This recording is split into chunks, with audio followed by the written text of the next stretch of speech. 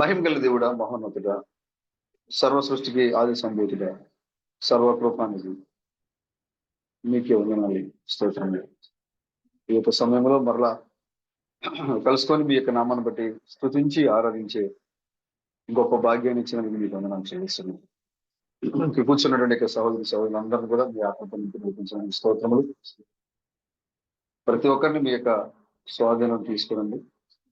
ఇక్కడ మేము ఏ విధంగా చప్పట్లు కొట్టాలి, ఏ విధంగా హల్లెలూయా చెప్పాలి, ఆమేన్ చెప్పాలి, ఏ విధంగా సంతోషించాలి, ఏ విధంగా ఉజ్జీవంతో ఉండాలనేది మీ చేతులకు అప్పగించుకున్నాం. మా ప్రభావ మీరే నడిపించండి. ఇక్కడ కేవలము మేము మా యొక్క శరీరాలతో మాత్రమే విన్నాం. ఆ శరీరాన్ని మీరు ఎలా ఉపయోగించుకుంటారు అనేది ప్రభావ మమ్మల్ని మేము పూర్తిగా సమర్పించుకోవడానికి కూడా సహాయం దయచేయండి. ఇప్పుడు నా ప్రతి ఒక్కరు కూడా బలపరిచి నడిపించి మీరే మహిమ, మీరే ఘనత, ప్రభావం పొందుతున్నారు. రాజులకు రాజుగా, ప్రభువులకు ప్రభువుగా, పెళ్లి కుమారుగా మా మధ్య రాబోతున్నాం. మా విమోచకుడు క్రీస్తు బ్రహ్మ యొక్క నామంలో ఈ ప్రార్థనలు నడిపించిన సహోదరులందరికీ కూడా వందనాలు తెలియజేస్తాను. ఈ సమయంలో మరి ఒకసారి ప్రభు యొక్క సన్నిధిలో కలుసుకోవడానికి ప్రభు అయిన క్రీస్తు బ్రహ్మ మనకి ఎంతగానో కృపనిచ్చారు. ఆ దేవాది దేవుడైనటువంటి క్రీస్తు బ్రహ్మకి ఇప్పుడు ఎల్లప్పుడు నిత్యము స్తోత్రములు కలిగిన గాక. హల్లెలూయా. మరి వచ్చే గురువారము మన సహోదరుడు సాల్వన్ యొక్క గృహంలో పెడదాం అనుకుంటున్నాము.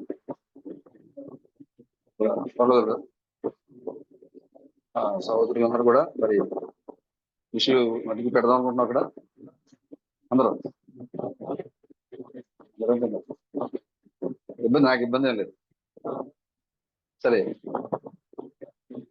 ఆహ్వానించారు కాబట్టి మరి రాగలిగిన సహోదరులందరూ కూడా మరి గురువారం రాత్రి మన సహోదరుల దగ్గర కలుసుకున్నాం. దానికోసం ప్రార్థన చేయండి. అదేవిధంగా మీటింగ్స్ కోసం కూడా ప్రార్థన చేయండి. మన వారం ఆ డేట్లు కూడా నేను కన్ఫ్యూజ్ గా చెప్పినట్టున్నా కదా, అంతేనా? ఇప్పుడు చెప్పండి, మీరు మీకు ఎవరికి ఆ డేట్ కరెక్ట్గా అర్థమైనాయా? 6 మీరు చెప్పాక ఇప్పుడు నేను తెలుసుకోవాల్సి వస్తుంది. నేను ఏ డేట్లు చెప్పాను?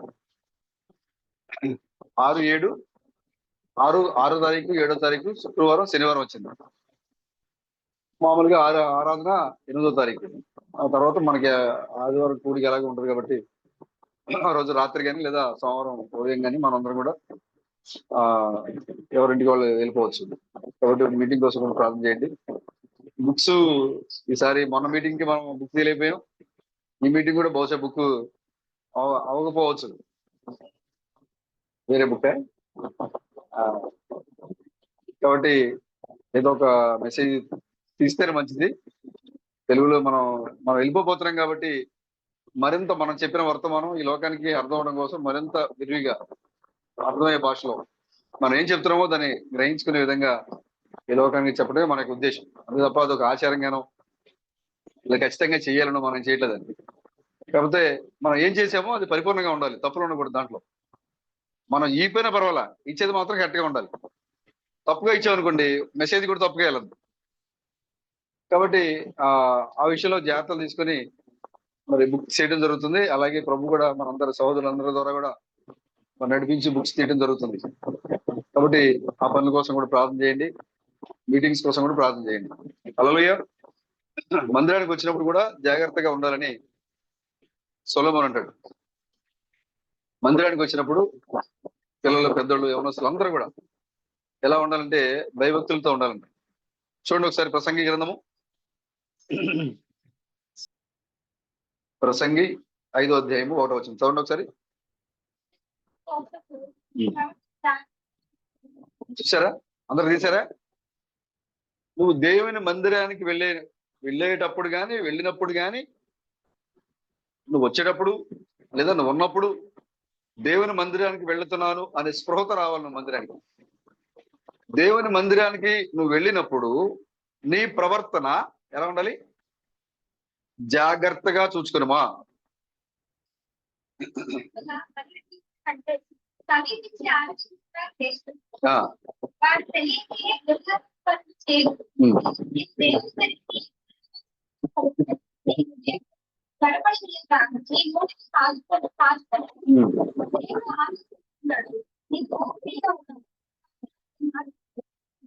చూసారా?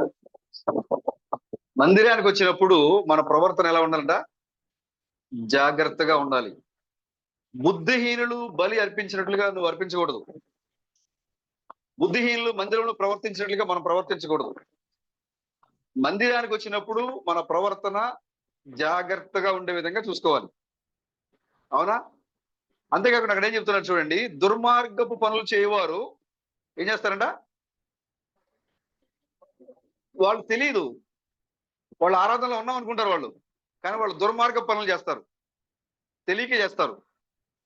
అయితే నీవు దేవుని ఆత్మ కలిగిన వాడు కాబట్టి, సోదరులు కాబట్టి, మందిరానికి వచ్చినప్పుడు మనం ఎలా ఉండాలంటే జాగ్రత్తగా ఉండాలి. ఇది ఆటలు ఆడుకునే స్థలం కాదు. ఇక్కడ రాసింది అక్కడ ఆల్రెడీ. ఇది పరుగులెట్టడానికి, సరసక్తులు వేసుకోవడానికి, అపహాసాలు చేసుకోవడానికి, జోకులు వేసుకోవడానికి ఇది స్థలం కాదు. ఇది ఇది దేనికో, ఏ స్థలం ఇది? ప్రభు అయిన దేవుని ఆరాధించడానికి వచ్చిన స్థలం ఇది. కాబట్టి మనం ఎందుకైతే వచ్చామో మనం అదే విధంగా మనం ఏం చేయాలి? మన ప్రవర్తన చూసుకోవాలి, మన కార్యాలు చేయాలి, ప్రభుని ఆరాధించాలి. బుద్ధిహీనుల వలె మనం, తెలివి లేని వారి వలె మనం ప్రవర్తించకూడదు, కానీ జ్ఞానం కలిగిన వారి వలె మనం ప్రవర్తించాలి. అనాలోచితంగా మనం ఉండకూడదు. మనం ఎక్కడున్నామో ఎరిగి ఉండాలి. దేవుని మందిరంలో ఎక్కడున్నామో, ఏం మాట్లాడుతున్నామో అనేది ఎరిగి ఉండి, అనాలోచితంగా కాకుండా మన బలి ఆయనకి ఇష్టమైనట్లుగా ఉండాలి. ఇతరులు అర్పించినట్లుగా మన బలి ఉండకూడదు. ఇతరులు ఆరాధన చేసేట్లుగా మన ఆరాధన ఉండకూడదు. ఇతరుల యొక్క ప్రార్థనలాగా మన ప్రార్థన ఉండకూడదు. మనము దేవుని యొక్క సన్నిధిలో ఉన్నామని స్పృహ కలిగి మన ప్రవర్తన మనం మార్చుకోవాలి. అంతేకాకుండా చూడండి, నీ కాచుకొమ్ము, నీ హృదయమును త్వరపడ నీకుమ్ము. మన నోటిని మనం కాచుకోవాలి. ఏది పడితే అది మాట్లాడకూడదు, ఏది పడితే క్రియ చేయకూడదు. మన నోటి మన కంట్రోల్లో ఉండాలి. ఎందుకంటే దేవుడు పైన ఉన్నాడు, మన కింద ఉన్నాం. కాబట్టి సర్వంతర్యామి ఎక్కడున్నాడు? పైన ఉన్నాడు. నీ పైన ఉన్నాడు ఆయన, నువ్వు కింద ఉన్నావు. కాబట్టి ఆయన చెప్పే మాటకి మనం ఏం చేయాలి? లోబడాలి, విధేయులై ఉండాలి. కాబట్టి దేవుని మందిరానికి వచ్చినట్టుగా సహోదరులు, యవనస్తులు, పెద్దలు, పిల్లలు అందరూ కూడా మీ యొక్క ప్రవర్తనని జాగ్రత్తగా చూసుకోండి. లోకస్తుల వలె అనాలోచితంగా చేసే కార్యాలు మనం చేయకూడదు. ఇక్కడికి వచ్చి నీ బట్టలు బాగున్నాయా, నీ డ్రెస్ బాగుందా, లేదా నీ హెయిర్ బాగుందా, లేదా ఇది కాదు మనం మాట్లాడుకోవాల్సింది. ఇక్కడ మనం ఇక్కడికి వచ్చినప్పుడు వాక్యం గురించి మాత్రమే మనం మాట్లాడుకోవాలి, దేవుని గురించి మాత్రమే మనం మాట్లాడుకోవాలి. మన ప్రవర్తన యథార్థంగా ఉండాలి, నీతిగా ఉండాలి. ఎక్కడికి వచ్చినప్పుడు బయట ఉండొచ్చు బ్రదర్ అంటే, నువ్వు ఎక్కడ ఎలాగైతే ఉంటావో బయట కూడా అలాగే ఉంటావు. దేవుని మందిరానికి వచ్చినప్పుడు, దేవుని మందిరంలో ఉన్నప్పుడు ఎలాగైతే ప్రవర్తించావో, నీ సృష్టికర్త అంటే భయం లేనప్పుడు నువ్వు బయట కూడా అలాగే ఉంటావు. ఇప్పుడు నువ్వు దేవుని మందిరానికి వచ్చినప్పుడు నీ ప్రవర్తనని జాగ్రత్తగా కాచుకోండి. ఆ యొక్క నడవడిక, ప్రేమ, సహవాసము బయట కూడా నిన్ను కంట్రోల్ చేస్తుంది. నీ పైన ఉన్న పరిశుద్ధాత్మ నిన్ను కంట్రోల్ చేసి నిన్ను నడిపిస్తుంది. అనాలోచితంగా నువ్వు ఏ కార్యం చేయకుండా ఆత్మ నిన్ను కాపుదలలో నడిపిస్తూ ఉంటది. కాబట్టి మనం కింద ఉన్నాము, ఆయన పైన ఉన్నాడని స్పృహ కలిగి మనం ఏది మాట్లాడాలి, ఏది మాట్లాడకూడదు అనే జ్ఞానాన్ని కలిగి మనం మాట్లాడాలి. ఇక్కడ నిలబడి బోధించే ఎవరైనా సరే, నేనైనా ఇంకెవరైనా, మనం మాట్లాడేది అనాలోచితంగా మాట్లాడకూడదు. మనం ఏది మాట్లాడినా కూడా అనేక మందికి ఆదరణ కలిగించే విధంగా ఉండాలి తప్ప వారిని తప్పుదో పట్టించే మాటలుగా ఉండకూడదు. నేను ఎప్పుడు కూడా అదే, నేను ఆరాధనకు వచ్చేటప్పుడు ఇది నిజంగా చాలా, పౌలు గారు అంటారు, ఇది దొడ్డ పని అంటే. ఇది ఏ పని? ఇది బోధించే ఎలాంటి పని అంటే ఇది? ఎవరైతే పెద్దగా ఉండాలనుకుంటారో వాళ్ళ దొడ్డ పనిని ఆపేక్షించున్నాడని ఎరగాలంట. బోధించడం అనేది చిన్న విషయం కాదు. బోధించే వారికి రెండు తీర్పులు ఉన్నాయి, బైబిల్ చెప్తోంది. ఒకటి, తన గురించి తను తీర్పు చెప్పాలి, తను ఎలా జీవించాడు, తను ఎలాగా వ్యక్తిగతంగా ప్రభుత్వం ఉన్నారనేది తీర్పు చెప్పాలి. రెండవది, తన ముందు నిలబడినటువంటి సహోదరుల్ని ఎంతగా దేవుని సన్నిధి నడిపించగలిగాడు, సరైన మార్గంలో నడిపించారా, లేదా తప్పుదోవతో, తన జ్ఞానంతో, తెలివితో మరి సంఘాన్ని తప్పుదోవ నడిపించాడా అనేది దేవుని ముందు లెక్క చెప్పాల్సి ఉంటుంది. కాబట్టి నాకు ఎల్లప్పుడు కూడా వాక్యం వినటం ఇష్టం నాకు. ఎందుకంటే మనం వినడం వల్ల విశ్వాసం కలుగుతుంది, విశ్వాసం బలపడుతుంది మనకి. అయినా కూడా దేవుడు తన సంఘాన్ని నడిపించడానికి ఒక మనిషి అవసరం కాబట్టి ఇక్కడ నిలబడి మాట్లాడాల్సి వస్తుంది. కానీ ఎక్కువ కూర్చొని వినడం కన్నా, దేవుని యొక్క మాటలు వినడం కన్నా గొప్ప విలువైన సమయం మనకి లోకం ఏది లేదు మనకి. కాబట్టి ఇక్కడ నిలబడి నేనైనా మీరైనా మన మాటలు, మన యొక్క క్రియలు కొద్దిగానే ఉండాలి, మితంగానే మాట్లాడాలి. మన నోటిని అదుపులో ఉంచుకోవాలి. ఏది పడితే మనం మాట్లాడకూడదు, ఏది పడితే అది బోధించకూడదు, కలిపి చెరిపి బోధన చేయకూడదు. ఒక్క మాట తప్పు బోధిస్తేనే, మొన్న ఎల్దాది మేధాల గురించి కొద్దిగా మనం అటు ఇటుకైతేనే ఈ వారం అంతా నేను దేవునితో సమయాన్ని గడపలేకపోయినా ఎక్కువసేపు. ఎందుకంటే మన ఉద్దేశం ఏంటంటే ప్రభు యొక్క సన్నిధిలో పరిపూర్ణంగా మనం ఉండాలి, పరిపూర్ణంగా మనం ఎత్తబడాలి. కానీ మనం ఏది నోటికి వస్తే అది మనం మాట్లాడకూడదు. అసలు మన ఉద్దేశం కూడా అది కాదు. ఇక్కడ ఏదో నాయకుడిగానో పాస్టర్ గానో లేదా ఒక ఉన్నతమైన హోదాగా ఉండాలనో మనం మందిరానికి రాలేదు. మనల్ని మనం పరిపూర్ణంగా ప్రభుకి అప్పగించుకోవాలి. ఆ గొప్ప ఎత్తబాటులో మనం కూడా ఉండాలి, నేను కూడా ఉండాలి అని మనం ఏమై ఉన్నామో, మన దేవుడు ఏమై ఉన్నాడో బయలుపరచడానికి మనం ఇక్కడికి వచ్చాం. కాబట్టి ఈ విషయంలో ఎక్కడా కూడా తగ్గించుకోవడానికి కానీ సరి చేసుకోవడానికి కానీ, ఒకవేళ నీలో ఈ కొరత ఉంది అని చెప్పినప్పుడు దాన్ని తగ్గించి సరి చేసుకోవడానికి కూడా ఎవరు కూడా ఆలోచించొద్దు, బాధపడొద్దు. పౌలు గారు అంటారు చూడండి, ఒకసారి కొరింథీ పత్రికలో పౌలు గారు ఏం చెప్తారు చూడండి. 2వ కొరింథీ పత్రిక 7వ అధ్యాయం.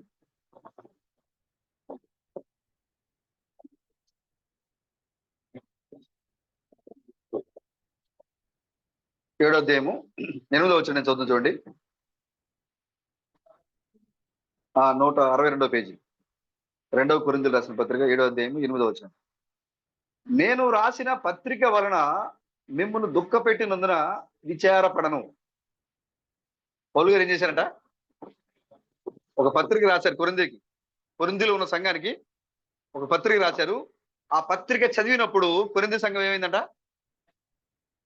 దుఃఖపడింది, ఏడ్చారంట. పౌలు గారు రాసిన పత్రిక చదివి వాళ్ళు ఏం చేశారు? ఏడ్చారు. ఎందుకంటే చూడండి ఏం చెప్తారు చూడండి. నేను రాసిన పత్రిక వలన మిమ్మల్ని దుఃఖపెట్టినందున విచారపడను, నాకు విచారము కలిగినను ఆ పత్రిక మిమ్మను స్వల్పకాలం మట్టుకే దుఃఖపెట్టినని తెలుసుకుని ఉన్నాను. చూసారా? ఒకవేళ మిమ్మల్ని బాధ పెట్టే విషయాన్ని ఇక్కడ నేను మాట్లాడినా, లేదా మన సహోదరులు వాక్యానుసారంగా, సొంత విషయాల్లో కాదు, సరి చేసే విషయంలో, వ్యక్తిగతంగా సతీష్ గారు అంటే నాకు కోపం ఉంది కాబట్టి ఆయన ఏదో ఒకటి అనాలని అనే మాటలు కాదని చెప్పేది, వాటి గురించి కదా. అసలు అలాంటి మాటలు ఒక మనిషిని దృష్టిలో ఉంచుకొని మనం ఇక్కడ బోధించడం లేదా మాట్లాడడం అనేది చాలా భయంకరమైన కార్యం. అది భయంకరమైన కార్యం కాదు. ఒక మనిషిని టార్గెట్ చేసి బలిపేట మీద నిలబడి ప్రసంగించడం అనేది చాలా పాపమైన కార్యం. అది చేయకూడదు, అది వాక్యానుసారంగా. ఒక మనిషి దృష్టిలో పెట్టుకుని అసలు వాక్యం చెప్పకూడదు, లేదా మనం అసలు ఆ వ్యక్తిని అర్థమయ్యే విధంగా పక్కన వాళ్ళతో మనం అసలు మాట్లాడకూడదు. అది చాలా భయంకరమైన పాపం. అది ఇక్కడ పౌలు గారు మాట్లాడేది ఏంటంటే సంఘాన్ని సరి చేసే మాటలు. నీలో ఈ కొరత ఉంది, నీలో ఈ పాపం ఉంది, నువ్వు సరి చేసుకోవాలి, ఇదిగో నువ్వు ఈ విధంగా ప్రవర్తిస్తున్నావు, నువ్వు ఈ కార్యాలు చేస్తున్నావు, ఇది వాక్యానికి వ్యతిరేకమైన సందర్భం ఇది అని ఒకవేళ సహోదరి లేదా సహోదరుడు మనతో మాట్లాడినప్పుడు, మనం చెప్పినప్పుడు మనకేమో ఏం కలుగుద్ది?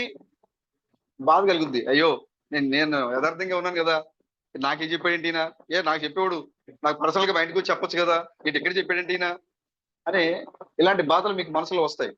పౌలు గారు ఏమంటారంటే నేను రాసిన ఈ పత్రిక వలన మీకు కొంత దుఃఖం వస్తుంది, నాకు తెలుసు, మీరు బాధపడతారు. అయినా మీరు ఎప్పటి వరకు బాధపడతారంటే స్వల్పకాలమే. ఆ తర్వాత నేను ఎందుకు మిమ్మల్ని బాధ పెట్టాను, ఎందుకు నేను మిమ్మల్ని బాధపడే విధంగా ఈ మాట నేను ఎందుకు అన్నాను అనేది మీకు అర్థం అవుతుంది. అప్పుడు నేను ఎందుకు చెప్పానో తొందరగా మీకు అర్థమైపోద్ది. అప్పుడు ఆ స్వల్పకాలం మీరు బాధపడతారు, కానీ తర్వాత నేనేం చెప్పాను మీకు అది అర్థం అవుతుంది. అవునా బ్రదర్?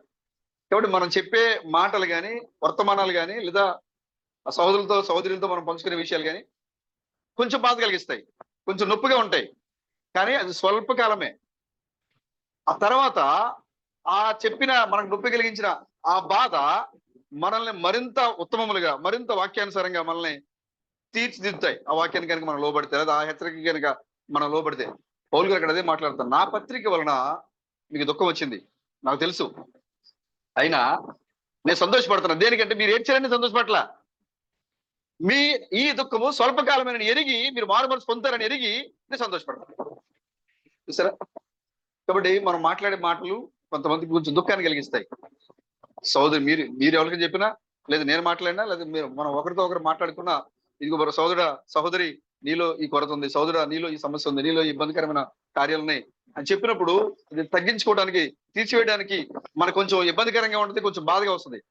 కానీ అది మనం జయించగలిగితే స్వల్పకాలమే ఆ దుఃఖం లేదా ఆ బాధ, ఆ నొప్పి స్వల్పకాలమే ఉంటది. అది జయించగలిగితే మీరు విశ్వాసంలో మరింత బలపడతారు. మీ మేలు కొరకే ఆ హెచ్చరిక మీకు వస్తుంది. చూడండి ఇంకేమన్నారు చూడండి ఇక్కడ. నేను రాసిన పత్రిక వలన మిమ్మల్ని దుఃఖపెట్టినందున విచారపడను. నేను మీరు ఏడుస్తున్నారని నేను బాధపడను, మీరు ఏడుస్తున్నారని నేను బాధపడను. ఎందుకంటే నేను మీ మంచి కోసం చెప్పాను. నేను ఎవరి కోసం చెప్పాను? నీకు మంచిగా నీవు దేవుని యొక్క సన్నిధిలో గడపాలనే ఉద్దేశంతో నేను చెప్పా. కాబట్టి నేను విచారపడినావు. నువ్వు బాధపడవచ్చు కానీ నేనైతే విచారపడినావు. నాకు అర్థమవుతుంది బ్రదర్. ఎవరు చెప్తున్నారు ఈ మాటలు? పౌలు గారు ఎవరు చెప్తున్నారు? కొరింథీ సంఘంతో మాట్లాడుతున్నాడు ఆయన. నేను రాసిన ఉత్తరము మీకు బాధ కలిగించింది, మీరు బాధపడుతున్నారని నేనైతే విచారపడినాను. ఎందుకంటే మీ మంచి కోసమే చెప్తున్నాను. నేను విచారపడను. నాకు విచారము కలిగినను ఆ పత్రిక మిమ్మల్ని స్వల్పకాలం మట్టుకే దుఃఖపెట్టినని తెలుసుకొని ఉన్నాను. మీరు దుఃఖపడితిరని సంతోషించడం లేదు కానీ మీరు దుఃఖపడి మారు మనసు పొందితిరని ఇప్పుడు సంతోషిస్తున్నాను. ఆమేన్. నేను రాసినప్పుడు మీరు అందరూ కూడా బాధపడ్డారు కానీ ఇప్పుడు అప్పుడు నేను సంతోషపడలా, ఇప్పుడు సంతోషపడతాను. ఎందుకంటే నేను హెచ్చరిక చేయడం వల్ల మీరు మారు మనసు పొందారు కదా, అందువల్ల ఇప్పుడు నాకు సంతోషం వచ్చింది. అర్థమవుతుంది బ్రదర్? అంటే సంఘములో వర్తమానం రూపంలో లేదా ఒక సహోదరుడు లేదా ఒక సహోదరి మిమ్మల్ని హెచ్చరించినప్పుడు మీకు స్వల్పకాల దుఃఖం మీకు వచ్చినా కూడా మీరు దాన్ని పట్టించుకోవద్దు. అది మన మంచి కోసమే చెప్పారు. మీరు అది నా సహోదరుడే కదా నాకు చెప్పింది. ఎందుకంటే మనం అందరం ఎవరు ఇప్పుడు ఇక్కడ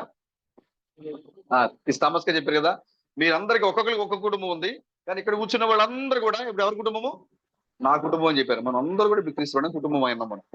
ఇందులో ఎవ్వరు కూడా నా కుమారుడు, నా కుమార్తె, నా అన్న, నా తమ్ముడు అనటం లేదు.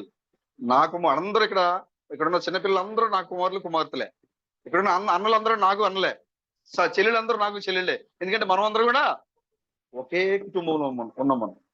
నిజంగా నువ్వు అదే కుటుంబంలో లేదా అదే శరీరంలో కనుక నువ్వు భాగస్వామి అయి ఉంటే ఇక్కడ సంఘంలో ఎవరైతే సంతోషంగా ఉన్నారో నువ్వు వాళ్ళతో పాటు సంతోషిస్తావు. అసూయ ద్వేషం రాదు నీకు. సంఘంలో ఎవరైతే దుఃఖంలో ఉన్నారో వారితో పాటు నువ్వు దుఃఖపడతావు. ఎందుకంటే నీ కుటుంబం కాబట్టి, నీ కుటుంబ సభ్యుడు కాబట్టి. నువ్వు ఎప్పుడైతే నీ యొక్క పరిస్థితిని లేదా నీ యొక్క ఆత్మీయ జీవితాన్ని ఆ విధంగా నువ్వు మార్చుకోగలుగుతావో అప్పుడు నువ్వు ప్రభువుకి మరింత దగ్గరికి వెళతావు. అంతే తప్ప నా గురించే మాట్లాడారు, నా గురించే చెప్పారు, నా గురించే హెచ్చరిక చేస్తా ఉన్నారు అని నువ్వు ఎప్పుడైతే వ్యక్తిగతంగా నువ్వు తీసుకుంటావో నీకు ఒకవేళ దుఃఖం కలిగిన, నొప్పి కలిగిన, బాధ కలిగిన చాలా స్వల్పకాలం మీద, నీ మీద ద్వేషంతో కాదు, నువ్వు దాన్ని సరి చేసుకోవాలనే ఉద్దేశంతోనే ఆ మాట చెప్పబడుతుంది అక్కడ. చూడండి ఇంకేమన్నారు చూడండి, 9వ వచనం. మీరు దుఃఖపడితేనే సంతోషించలేదు కానీ మీరు దుఃఖపడి మారు మనసు పొందితేనే ఇప్పుడు సంతోషించున్నాను. ఏలనగా ఏ విషయంలో నేను మా వలన మీరు నష్టము పొందకుండుటకై దైవ చిత్తానుసారముగా దుఃఖపడితరి. దైవ చిత్తానుసారమైన దుఃఖము ఏ దుఃఖం అంటేది? మీరు ఏడ్చేది ఒక సహోదరుడు లేదా ఒక సహోదరి నిన్ను ఆత్మీయంగా సరిచేయాలని గద్దించే గద్దింపు, లేదా అక్కడ నిలబడిన ఒక వర్తమానికుడు నేను గద్దించినప్పుడు నీకు నొప్పి కలుగుతుంది, నీకు దుఃఖం వస్తుంది, నీకు వేదన వస్తుంది, అయ్యో నా గురించే ఆయన ఇలా మాట్లాడినే ఆ నొప్పి నీకు వచ్చినప్పుడు నీకు వచ్చే దుఃఖం పేరేంటట? దైవ చిత్తానుసారమైన దుఃఖం అంటది. దైవ చిత్తానుసారమైన దుఃఖం అది మనకు అవసరం.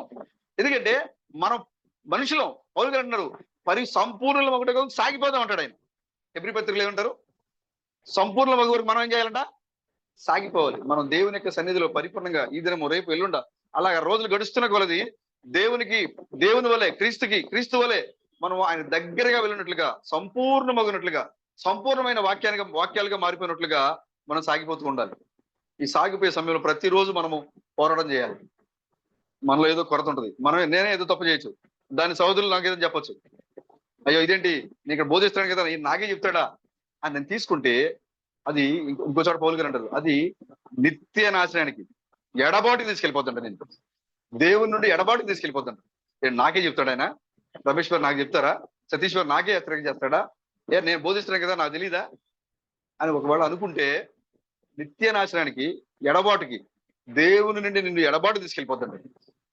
కాబట్టి నీలో కొరత కనపడినప్పుడు, నీలో ఏదైనా ఒక ఇబ్బందికరమైన అంశం కనపడినప్పుడు, సహోదరుడు సహోదరి నీకు చెప్పినప్పుడు, ఆ బాధ నీకు వచ్చినప్పుడు, నొప్పి కలిగినప్పుడు, లేదా దుఃఖం వచ్చినప్పుడు అది దైవ చిత్తానుసారమైన దుఃఖంగా మీరు ఉండాలి. అది ఓ నిజమే నేను చేశాను అని ఒకటి మీరు బాధపడ్డా కూడా నేను చేశాను, కానీ ఇది నేను సరి చేసే హెచ్చరిక ఇది అనే దైవ చిత్తానుసారమైన దుఃఖం నీలోకి రావాలి. అప్పుడు ఎప్పుడైతే ఆ దైవ చిత్తానుసారమైన దుఃఖం ఏం చేస్తుంటే నీకు రక్షణ తీసుకొస్తాను. ఏమన్నారు అక్కడ చూడండి 10వ వచనంలో, దైవ చిత్తానుసారమైన దుఃఖము ఏం చేస్తాడ? రక్షణార్థమైన మారు మనసుకు కలిగజేస్తాం. చూసారా? ఒకవేళ నిన్ను బాధ పెట్టే మాట పలికినప్పుడు నువ్వు సరి చేసుకుంటే నీకేమొస్తుంట? నీకు మంచి జరుగుతుంది జీవితానికి, నొప్పి కలుగుతుంది నీకు. ఒకవేళ ఆ సమయానికి స్వల్పకాలంగా నువ్వు బాధపడ్డా కూడా నీకు రక్షణార్థమైన మార్గం కనపడుతుంది నీకు ఆ హెచ్చరిక. కాబట్టి మందిరానికి వచ్చినప్పుడు మీ యొక్క ప్రవర్తన జాగ్రత్తగా చూసుకుని అనాలోచితంగా మీరు బలు అర్పించొద్దు. తెలియని వారి వలె, ఇతరుల వలె మీరు ఇక్కడ మందిరంలో మీ ప్రార్థనలు అర్పించొద్దు, మీ విశ్వాసాన్ని కనబరచొద్దు. ప్రవర్తన మీరు ఎరిగి దేవుని మందిరంలో ఉన్నాము అని మీరు స్పృహతో, జ్ఞానంతో, విశ్వాసులకు తగిన విధంగా మీ ప్రవర్తన మీరు, మీ జీవితాన్ని మీరు మార్చుకోండి. చూడండి, ఇంకొకటి చూడండి. ఈ మారు మనసు దుఃఖమును పుట్టించదు, అయితే లోక సంబంధమైన దుఃఖము మరణమును కలుగు చేస్తుంది. లోక సంబంధమైన దుఃఖం కూడా ఉంది కదా. ఎందుకు? ఏ దుఃఖం ఇది? నాకు అది కావాలి, నాకు ఇది కావాలి, నాకు అది చేయలేదు, నాకు ఇది చేయలేదు, వాళ్ళు అది చేశారు, ఇది చేశారు అని నువ్వు అనుకుంటే ఆ దుఃఖము మరణానికి తీసుకొస్తుంది. లేదా ఆ సోదరుడు ఎటు అన్నాడు, ఈ సోదరుడు అన్నట్టు నువ్వు దాని దైవ చిత్తానుసారమైన దుఃఖంగా కాకుండా లోకానుసారమైన దుఃఖంగా నువ్వు దాన్ని తీసుకుంటే, సాల్మోను బ్రదర్ నన్నే తిట్టాడు, నన్నే అన్నాడు అని నువ్వు తీసుకుంటే అది మరణాన్ని తీసుకొస్తుంది. ఆ దుఃఖాన్ని మీరు దైవ చిత్తానుసారమైన దుఃఖంగా మార్చుకోండి. ఓ నిజ నన్ను సరి చేసే హెచ్చరిక, నన్ను రక్షణ మార్గంలో నడిపించేటువంటి హెచ్చరిక. చూడండి, మిత్రుడు ఏం చేస్తాడంట, ప్రేమించిన వాడు ఏం చేస్తాడంట, గద్దిస్తాడు. శత్రువు ఏం చేస్తాడు, లెక్కలని ముద్దులు పెడతాడు. పర్లేదు, చెయ్యి ఇంత పర్లేదు, సరిగ్గా ఏం కదా అని ప్రోత్సహిస్తూ ఉంటాడు. లెక్కలేని సపోర్ట్ చేస్తుంటాడు నీకు దయం వల్ల ఉండి. అప్పుడు నీకేమనిపిస్తుంది అంటే, చూడండి సాల్మోను బ్రదర్ నా పక్కనే ఉన్నాడు, ఇది చేస్తూ ఉంటే వద్దు అన్నాడు, ఇక ఈ పైన చూడండి ఇది చేస్తూ ఉంటే ఒకసారి ట్రై చేసి చూడు, ఏమవుతులే, ఒకసారిగా సపోర్ట్ చేస్తాడు. సాల్మోను బ్రదర్ కన్నా పక్కన ఉన్న వాళ్ళ యొక్క మాటలు ప్రోత్సాహం కనిపిస్తాయి. కానీ దానివల్ల నీ ఆత్మీయ జీవితం, నీ భౌతిక సంబంధమైన జీవితం, రెండు జీవితాలు కూడా నష్టపోతాం మనం. ప్రేమించినప్పుడు ఖచ్చితంగా గద్దిస్తాడు. ఆ గద్దింపు మీకు ఎలా ఉండాలంటే సరి చేసేదిగా ఉండాలి. అది దైవ చిత్తానుసారమైన దుఃఖంగా ఉండాలి. నేను సరి చేసే మాటగా హెచ్చరికగా దాన్ని తీసుకోవాలి తప్ప లోకానుసారమైన దుఃఖంగా నువ్వు తీసుకుని నువ్వు ఏడిస్తే, నువ్వు బాధపడితే, నువ్వు అపహాస్యం చేస్తే నీకే మరణం వస్తుంది. ఆ దైవ చిత్తానుసారమైన దుఃఖం నీకు రక్షణ తీసుకొస్తుంది. ఏడ్చిన తర్వాత నీకు మారు మనసు రాదు. కానీ అవునా, నువ్వు ఎప్పుడైతే సరి చేసుకునే విధంగా ఉంటావో, హెచ్చరికగా లోపడతావో, అప్పుడు నీకు మారు మనసు వస్తుంది, రక్షణ వస్తుంది. చూడండి, మీరు 11వ మీరు దేవుని చిత్త ప్రకారం పొందిన ఈ దుఃఖము ఎట్టి జాగ్రత్తను, ఎట్టి దోష నివారణకైనను, ప్రతివాదమును, ఎట్టి ఆగ్రహమును, ఎట్టి భయమును, ఎట్టి అభిలాషను, ఎట్టి ఆసక్తిని, ఎట్టి ప్రతిదనను మీలో పుట్టించిన చూడండి. ఆ కార్యమును గురించి సమస్త విషయంలోనూ మీరు నిర్దోషులై ఉన్నారని రుజువుపరుచుకుంటారు. నేను మీకు వ్రాసి నేను దుష్కార్యము చేసిన వారి నిమిత్తము వ్రాయలేదు. చూసారా, నేను మీకు లెటర్ రాశాను, నేను దుష్కార్యం చేయ వరకు నేను వ్రాయలేదు. మా ఎడల మీకున్న ఆసక్తి దేవుని ఎదుట మీ మధ్య బాహాట మగుటకే వ్రాసితని. ఆమేన్. చూసారా, మీరు ఎవరో ఈ లోకానికి తెలియాలి కాబట్టి మీరు ఈ క్రియలు చేయకూడదు, ఈ క్రియలు చేయాలి, ఇలా ఉండాలి, ఇలా ఉండకూడదు అని బాహాటంగా తెలియటం కోసమే మిమ్మల్ని హెచ్చరిక చేస్తా ఉంది వాక్యం. దానికి మీరు నొచ్చుకోకూడదు, నొప్పి కలిగించకూడదు మీకు. అయితే ఇందుచేత మేము ఆదరింపబడితే, అంతేకాదు మాకు ఈ ఆదరణ కలిగినప్పుడు ఎవరైనా తీతు వచ్చాడు ఇక్కడ. ఎవరైనా తీతు పౌలు గారు అంటున్నారు ఇక్కడ, నా నిజమైన కుమారుడు అంటారు తీతుని, నా నిజమైన కుమారుడు. అంతేకా అక్కడ పౌలు ఏమంటారు తెలుసా, ఇక్కడ మేము మాసిదోనియాకి వచ్చినప్పుడు ఎప్పుడైతే మేము విసిగిపోయామో, చూడండి ఎక్కడది,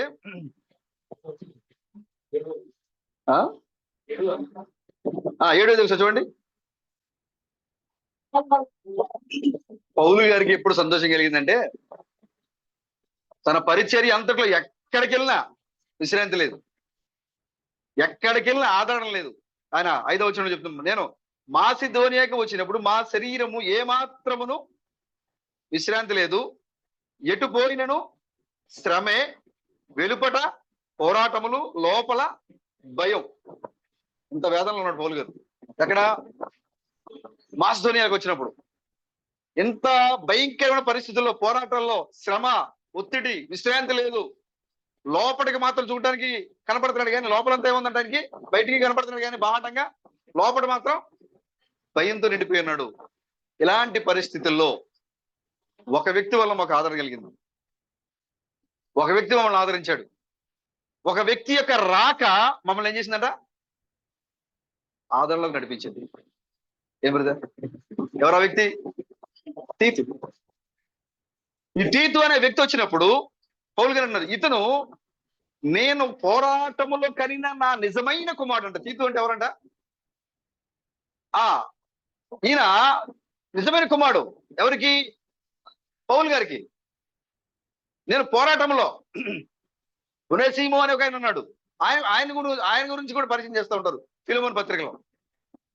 చూడండి, ఇక్కడ ఆదరణ లేక, శ్రమలో, భయంతో మాసిదోనియ ప్రాంతంలో విశ్రాంతి లేక తిరుగుతున్న పౌలుకి తీతు యొక్క రాక నాకు ఆదరణ కలిగించింది అని చెప్పాడు. ఇప్పుడు నువ్వు సంఘంలోకి వచ్చినప్పుడు, నువ్వు సంఘంలో ఉన్నప్పుడు నువ్వు ఎలా ఉండాలి బ్రదర్? హరీష్ గారు వచ్చారు. ఇప్పుడు దాకా మేము భయం కలిగిన వారిగా ఉన్నాం, ఆందోళనలో ఉన్నాం, విశ్రాంతి లేకుండా ఉన్నాం, మేము ఎటువైపు వెళ్తున్నామో ఏం చేస్తున్నామో తెలియని పరిస్థితులు ఉన్నాం. కానీ హరీష్ గారు వచ్చారు, మాకేం వచ్చింది? ఆదరణ కలిగింది, ధైర్యం వచ్చింది. ఎందుకంటే మా విశ్వాసం నిజమనియు, మా పోరాటం నిజమనే ధైర్యం మాకు వచ్చింది. సంఘంలోనికి ఒక విశ్వాసి సంఘంలోకి వచ్చినప్పుడు మిగిలిన సంఘ సభ్యులకి ఏం రావాలి? ఆదరణ రావాలి. అంతే తప్ప వాళ్ళని విశ్వాసాన్ని తగ్గించి, వాళ్ళు బలహీనపరిచి, వాళ్ళని విశ్వాసాన్ని కోల్పోయే విధంగా చేసే విధంగా నువ్వు మందిరంలో ఉండకూడదు.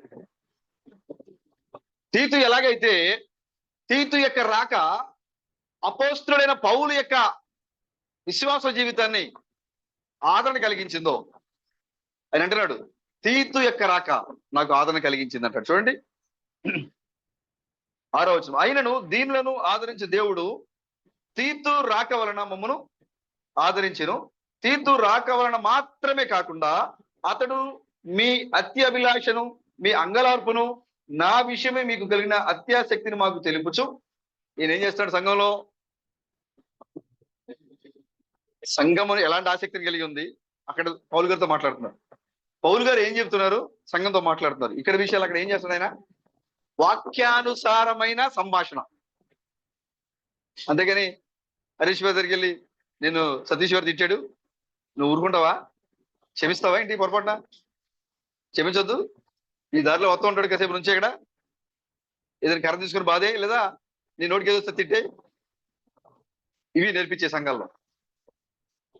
తీతు రాక నాకు అత్యంత ఆదరణ ఇచ్చింది అంటే పౌలు గారు సర్టిఫికేట్ ఇచ్చారంటే చూడండి బ్రదర్. ఇక్కడ ఎంతమంది తీతులు ఉన్నారు? ఇక్కడ తీతుడు మన తీతు బ్రదర్ ఒకళ్ళే కాదు. ఇక్కడ కూర్చున్న వాళ్ళందరూ కూడా సంఘంలోకి వాళ్ళు వచ్చినప్పుడు ఏముండాలి? ఆదరణ రావాలి, సంఘం బలపడాలి. నువ్వు ఎప్పుడైతే సంఘంలో ఉన్నావో నీ యొక్క క్రియల ద్వారా, విశ్వాసం ద్వారా సంఘం బలపరచబడాలి, సంఘం పరిపూర్ణంగా ఎదగాలి మన యొక్క మాటల ద్వారా. అలా ఉండాలి. పౌలు గారు కూడా అతను రావడం వల్ల నేను మరింత ఆదరించబడ్డాను, మరింత సంతోషంగా ఉన్నాను అని చెప్పే విధంగా మందిరములో నీ ప్రవర్తన ఉండాలి. సిస్టర్ అయినా బ్రదర్ అయినా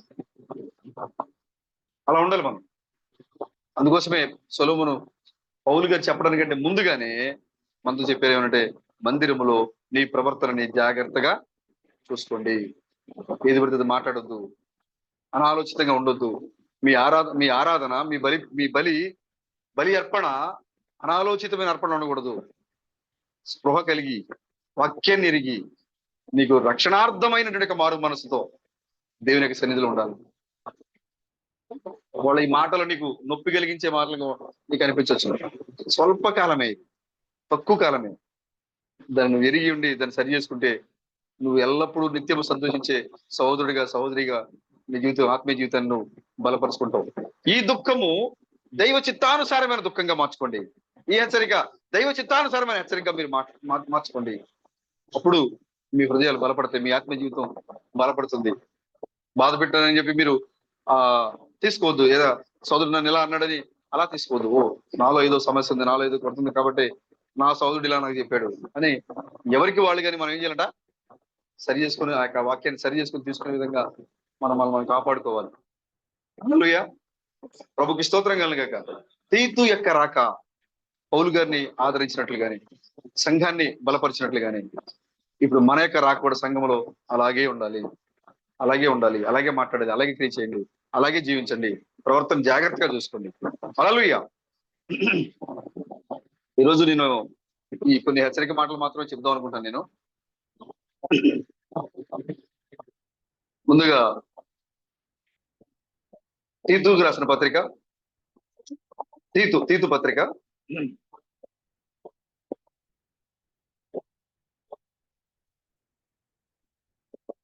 3వ అధ్యాయము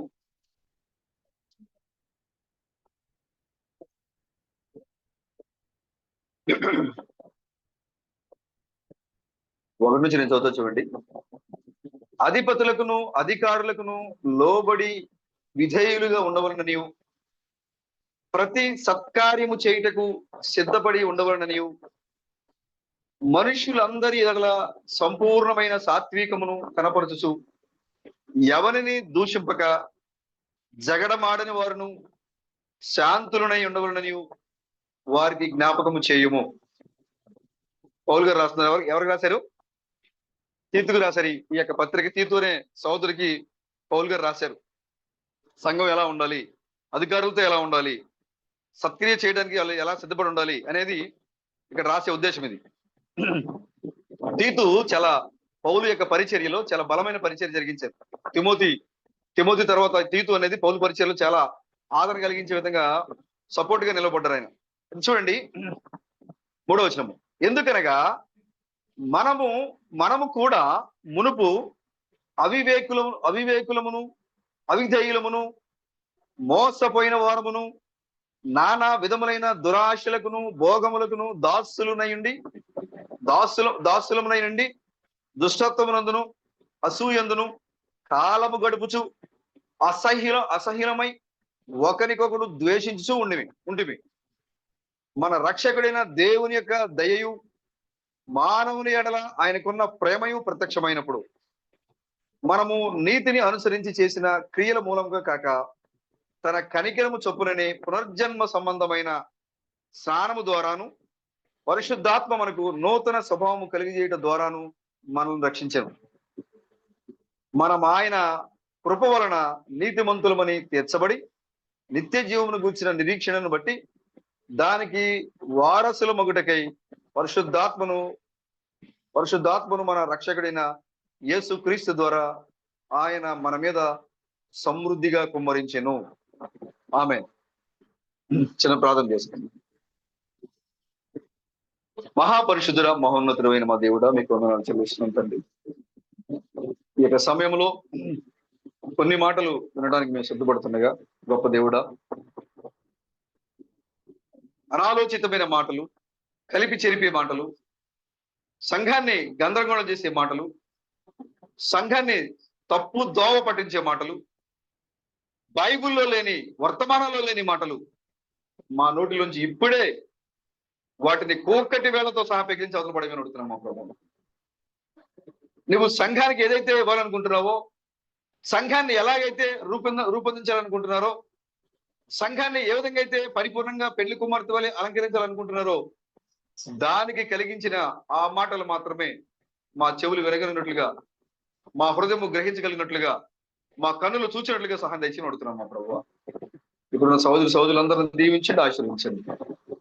ఓ గొప్ప సహవాసాన్ని మీరు మాకు ఇచ్చారు మా ప్రభు. మాటలతో వెలకట్టలేని సహవాసాన్ని మాకు ఇచ్చారు ప్రభు. కాబట్టి ఈ సహవాసము ఇది లోకానుసారమైన సహవాసంగా మారకుండా పరలోక సంబంధమైన సహవాసంగా మారడానికి మీరు సహాయం తెచ్చింది. సహోదరులందరిలో కూడా మీ ఆత్మ ఉంచండి, నడిపించండి. మేము చదువుకున్న కొన్ని లేఖన భాగాలను మీరే మాతో మాట్లాడి మమ్మల్ని సరిచేసి ఒకరినొకరు మేము హెచ్చరించుకుంటూ పురికొల్పుకుంటూ విశ్వాసంలో గడిచిన కాలం కంటే ఈ కాలము మరింత మీకు దగ్గరగా రావడానికి సహాయం తెచ్చేసి నడిపించమని మా విమోచకుడైన క్రీస్తు బ్రహ్మన్ మీ యొక్క నామములో ఈ ప్రార్థన అడుగుచున్నాం ప్రభు. అందరికి వందనాలు బ్రదర్. మరి ఒకసారి పరిశుద్ధులందరికీ వందనాలు బ్రదర్. యెహోవా మహిమ, యెహోవా తేజస్సు మీరే ఉన్నారు. హల్లెలూయా. మీరేమైనారు? యెహోవా యొక్క మహిమయు, యెహోవా యొక్క తేజస్సు ఇప్పుడు రక్త మాంసాలుగా ఇక్కడ కూర్చొని ఉంది. ఇప్పుడు ఇక్కడ ప్రభుకి స్తోత్రం కలగాక. యెహోవా మహిమ, యెహోవా తేజస్సుకున్న నా ప్రియమైన సహోదరులందరికీ కూడా ఈ యొక్క సాయంకాల సమయంలో శుభాకాంక్షలు తెలియజేస్తున్నాను. హల్లెలూయా. లోకములో దాసులుగా ఉన్న మనను పరలోక రాజ్య వారసులుగా మార్చాడు దేవుడు. ఇది మన అంశం ఈరోజు. ఆమె లోకములో మనము దాసులుగా ఉన్నాము.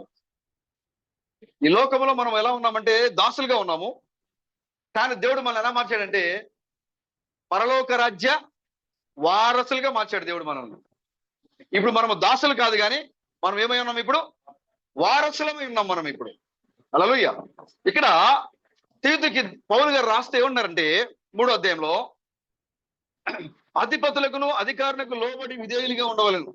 ఎవరైతే మనకి అధిపతులు ఉన్నారో అధికారులు ఉన్నారో వారికి విధేయులుగా ఉండాలి. మనము ప్రతి సత్కార్యము చేయుటకు ఎలా ఉండాలి? సిద్ధపడి ఉండవలనని మనుషులందరి ఎడల సంపూర్ణమైన మనుషులందరి ఎడల ఎలా ఉండాలంటే మనం నువ్వు వారసుడిగా ఉండాలంటే ఏం చేయాలి? నువ్వు దాసుడిగా ఉండాలంటే నీకు ఈ లోకంలో నచ్చట్టుగా నువ్వు జీవించవచ్చు, ఇబ్బంది లేదు. కానీ నువ్వు దాసుడిగా ఉండడానికి పిలువబడలా. నువ్వు దేవుని వారసుడిగా ఉంటావు పిలువబడ్డావు.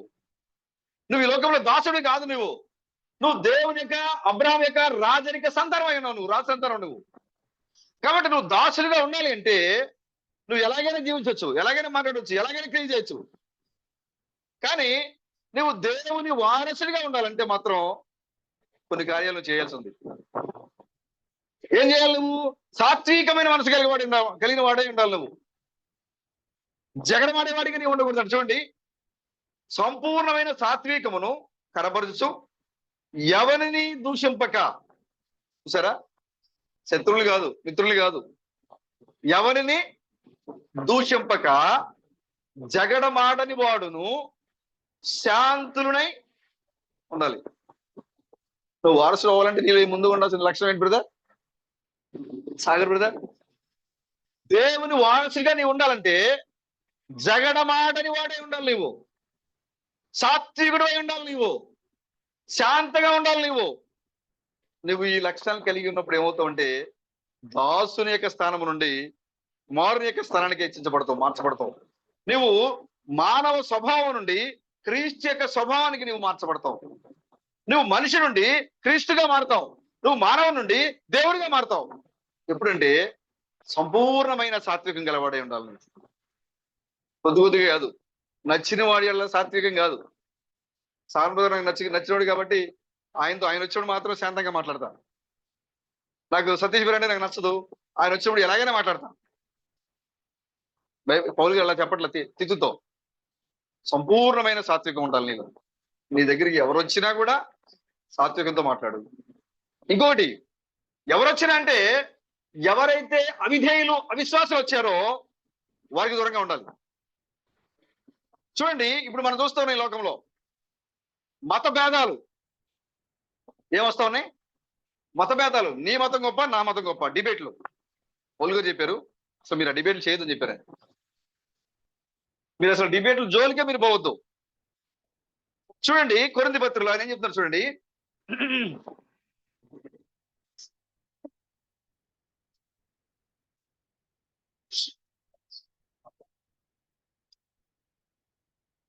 సారీ ఇదే ఇప్పుడు మనం చదివేది అదే.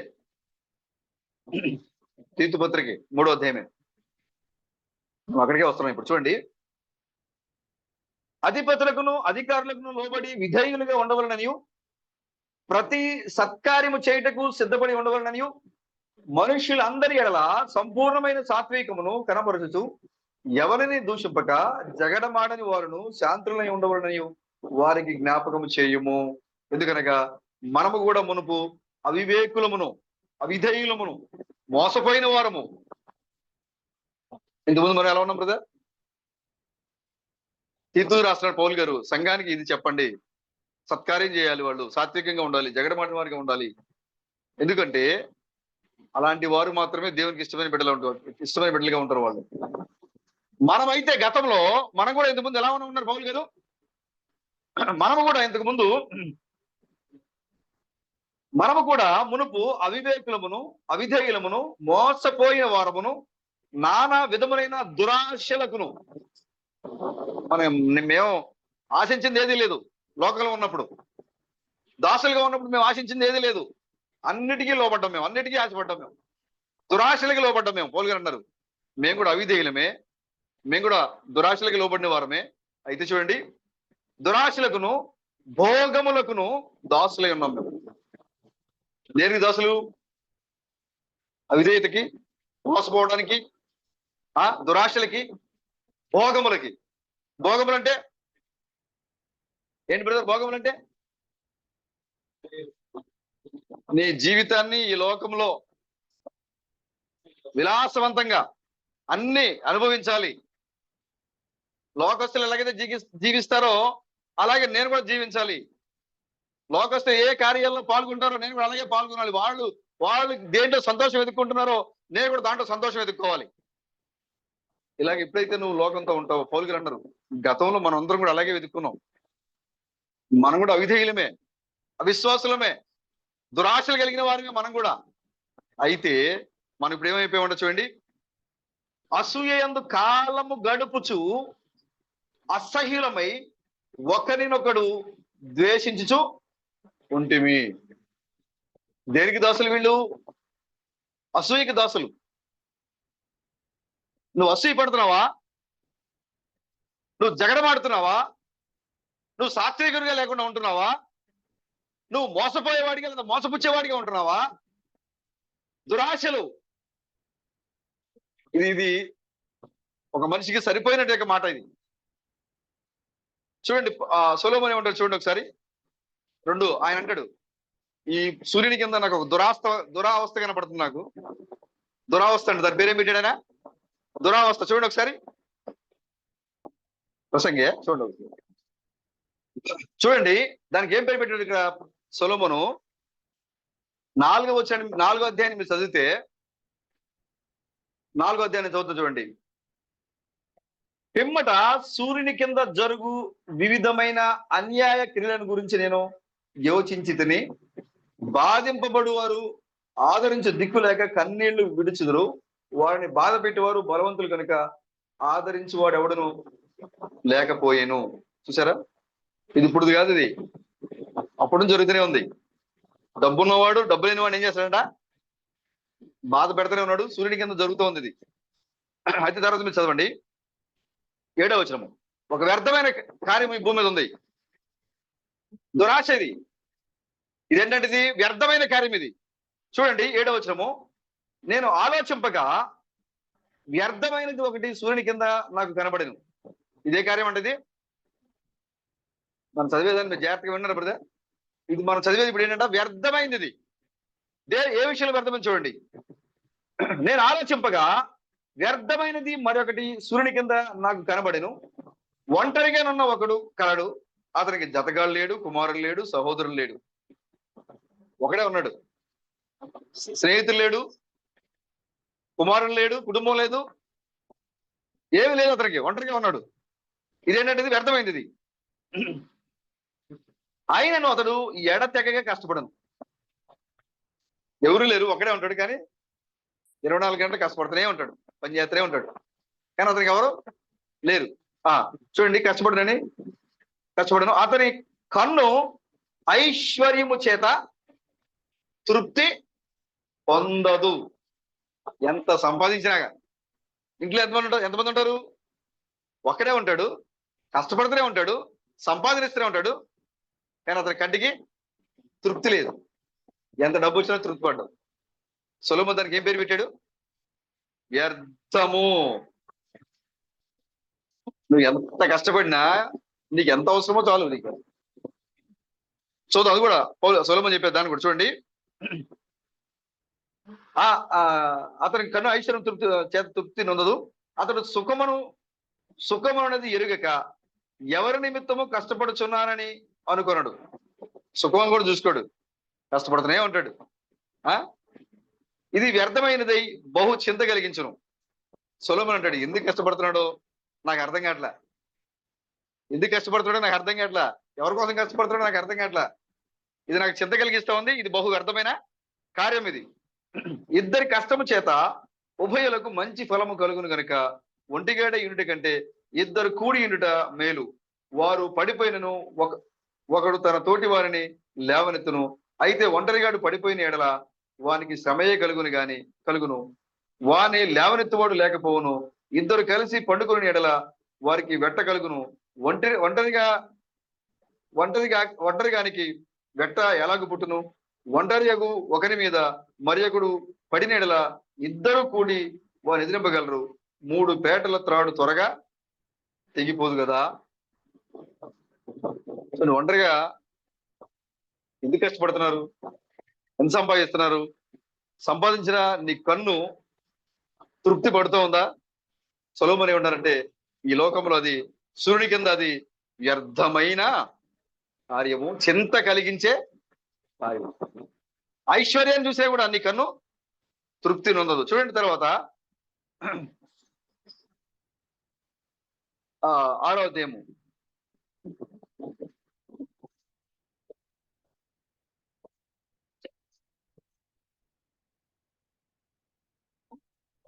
13వ, సారీ 5వ అధ్యాయం 13వ వచనం. సూర్యుని కింద మనస్సులకు ఆయాసకరమైనది. అదేమో వ్యర్థమైంది. ఇదేంటిది? ఆయాసకరమైనది. ఇప్పుడు మనం మనం చదువుతున్నాం, ఆయాసకరమైన చదువుతున్నాం. సూర్యుని కింద మనస్సునకు ఆయాసకరమైనది ఒకటి జరుగుతుందని సూచిస్తుంది. అదేమనగా, ఆస్తి గలవాడు తన ఆస్తిని దాచిపెట్టుకుని తనకు నాశనము ఏం చేస్తాడంట? నీ ఆస్తిని నువ్వు దాచిపెట్టావు అనుకో, నీకు నాశనమే. అదేమో సంపాదించుకుందామని ఎంత సంపాదించాలో తెలియకపోవడం వ్యర్థమైన కార్యం. ఇక్కడ సంపాదించిన దాన్ని దాచిపెట్టుకోవాలనుకోవటం ఆయాసకరమైంది. అది నాశనమే. చూడండి, అదేమనగా ఆస్తి గలవాడు తన ఆస్తిని దాచిపెట్టుకుని తనకు నాశనము తెప్పించుకొనును. అయితే ఆ ఆస్తి దురదృష్టము వలన నశించిపోవును. అతడు పుత్రులు గలవాడైనను అతని చేతిలో ఏమీ లేకపోవును. వాడు ఏ ప్రకారంగా తల్లి గర్భం నుంచి వచ్చానో ఆ ప్రకారంగానే తాను వచ్చినట్లే దిగంబరిగానే మరలా పోవును. తాను ప్రయాసపడి చేసుకునే దానిలో ఏదైనా చేత పట్టుకుని పోడు. అతడు వచ్చిన ప్రకారంగానే మరలా పోవును. గాలికి ప్రయాసపడి సంపాదించిన దాని వలన వానికి ఏమీ లాభము? ఇది మనస్సులకు ఆయాసకరమైనది. తన దినములన్నీ అతడు చీకటిలో భోజనం చేయును. అతనికి వ్యాకులము, రోగము, అసహ్యమును కలుగును. చూసారా, ఆయాస్కరమైన పనులు ఇవన్నీ దురాశలు. ఇవన్నీ కూడా పౌలు గారు అంటారు, మనం గతంలో మనం దురాశలు కలిగి ఉన్నాం, అవివేకులుగా ఉన్నాం, మనం లోక సంబంధమైన కార్యాలు మునిగిపోయి ఉన్నాం, మనం అసహ్యమైన వారిగా ఉన్నాం, మనం వీటికి మనం దాసులుగా ఉన్నాం, మనం కూడా గతంలో. కానీ సంఘానికి చెప్పండి, వీటి నుంచి మీరు దూరంగా ఉండమని చెప్పండి. తితు పౌలు గారు రాస్తున్నారు, సంఘంతో మాట్లాడండి, ఈ దురాశలకి మీరు దూరంగా ఉండండి. ఆయాసాన్ని కలిగించే కార్యాలు మీరు దూరంగా ఉండండి. వ్యర్థమైన దానికి మీరు దూరంగా ఉండండి. ఏంటి వ్యర్థమైంది? నీకు ఎంత అవసరమో నువ్వు అంత సంపాదించుకో. నీ కుటుంబానికి ఎంత ఉపయోగించాలో నువ్వు అంత ఉపయోగించుకో.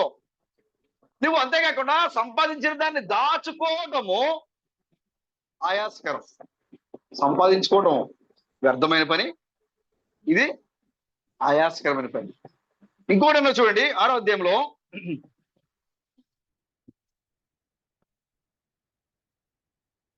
వచ్చిన 1వ వచనము, సూర్యుడి కింద దురావస్థది. ఫస్ట్ ఏం చూసాం మనం? వ్యర్థం, తర్వాత ఆయాసం, 3వది దురావస్థ. వ్యర్థమైన, ఆయాసమైన, దురావస్థ అయినా సులభం చెప్పేది ఒకటే, మితంగా ఉండండి, తగిన మాత్రంగా సంపాదించుకోండి, మీరు వాక్యానుసారంగా జీవించండి. ఈ లోకం మనకు శాశ్వతం కాదు, ఎలాగొచ్చావో నువ్వు అలా వెళ్ళిపోతావు అని మాట్లాడుతున్నాను. ఇక చూడండి, సూర్యుని కింద దురావస్థ ఒకటి నాకు కనబడిను. అది మనుషులకు బహు విశేషముగా కలుగుతున్నది. ఇది సొలొమోనుకి అయితే ఇది ఎలాంటిది? దురావస్థ. కానీ మనుషులకి ఇది చాలా విశేషమైనది, మనుషులకి మాత్రం. ఏమనగా, దేవుడు ఒకరికి ధనధాన్య సమృద్ధిని ఘనతను అనుగ్రహించును. అతడు ఏమి కోరినను అది అతనికి తక్కువ కాకుండాను ఆయనను దాన్ని అనుభవించకు దేవుడు వానికి శక్తిని అనుగ్రహింపడు. చూసారా, ఇదేంటంటే ఇది దురావస్థ. నువ్వు ప్రభు నాకు నాకు నాకు నా పంట బాగా పండాలి అని ప్రార్థన చేసావు, దేవుడు నీ పంటను బాగా పండించాడు, కానీ ఆ పంట తినేది భాగ్యం నీకు ఉండదు, నువ్వు తినలేవు దాన్ని. ఓ ప్రభు నాకు బాగా డబ్బు ఆస్తులు సంపాదనగా నాకు కావాలి అని ప్రార్థన చేసావు. దేవుడు నీకేమిచ్చాడు? ఆస్తులు అంతస్తులు ఇచ్చాడు, కానీ దాన్ని నువ్వు అనుభవించలేవు. నీకు ఎంత అవసరమో, నీ కుటుంబానికి నీ బిడ్డలకి నీకు ఎంత అవసరమో అని మనం సంపాదించుకో. చూడండి, అతడేమి కోరినను అది అతనికి తక్కువ కాకుండాను, ఆయనను దాన్ని అనుభవించకు దేవుడు వానికి శక్తి అనుగ్రహింపడు. అన్యుడు దాన్ని అనుభవించను. ఇతను సంపాదిస్తాడు, వేరేవాడు దాన్ని అనుభవిస్తాడు. అన్యుడు దాన్ని అనుభవించను. ఇది వ్యర్థముగాను గొప్ప దురావస్థగాను కనబడుచున్నది. ఒకడు 100 మంది పిల్లలు కని దీర్ఘాయుష్మంతుడై చిరకాలము జీవించినను అతడు సుఖానుభవం నెరగకయు తగిన రీతిని సమాధి చేయబడకయు ఉండిన ఎడల వాని గతి కంటే పడిపోయిన పిండం యొక్క గతి మేలు నేను అనుకుంటున్నాను. చూసారా, 100 మంది పిల్లలున్నా సరిగా లేకపోతే, అతని యొక్క జీవనం సరిగా లేకపోతే, చనిపోయిన తర్వాత కూడా తన శవాన్ని సరిగా సమాధిలో పెట్టలేకపోతే ఏంటో ప్రయోజనం? ఏం ప్రయోజనం బ్రదర్? ఇవన్నీ కూడా ఈ లోకంలో దురాశలు, దురావస్థలు, ఆయాస్కరమైన పనులు, వ్యర్థమైన కార్యాలు ఇవన్నీ కూడా. పౌలు గారు ఏమంటారంటే చూడండి, కొరింథీ పత్రిక 2వ కొరింథీయులకు రాసిన పత్రిక 8వ అధ్యాయము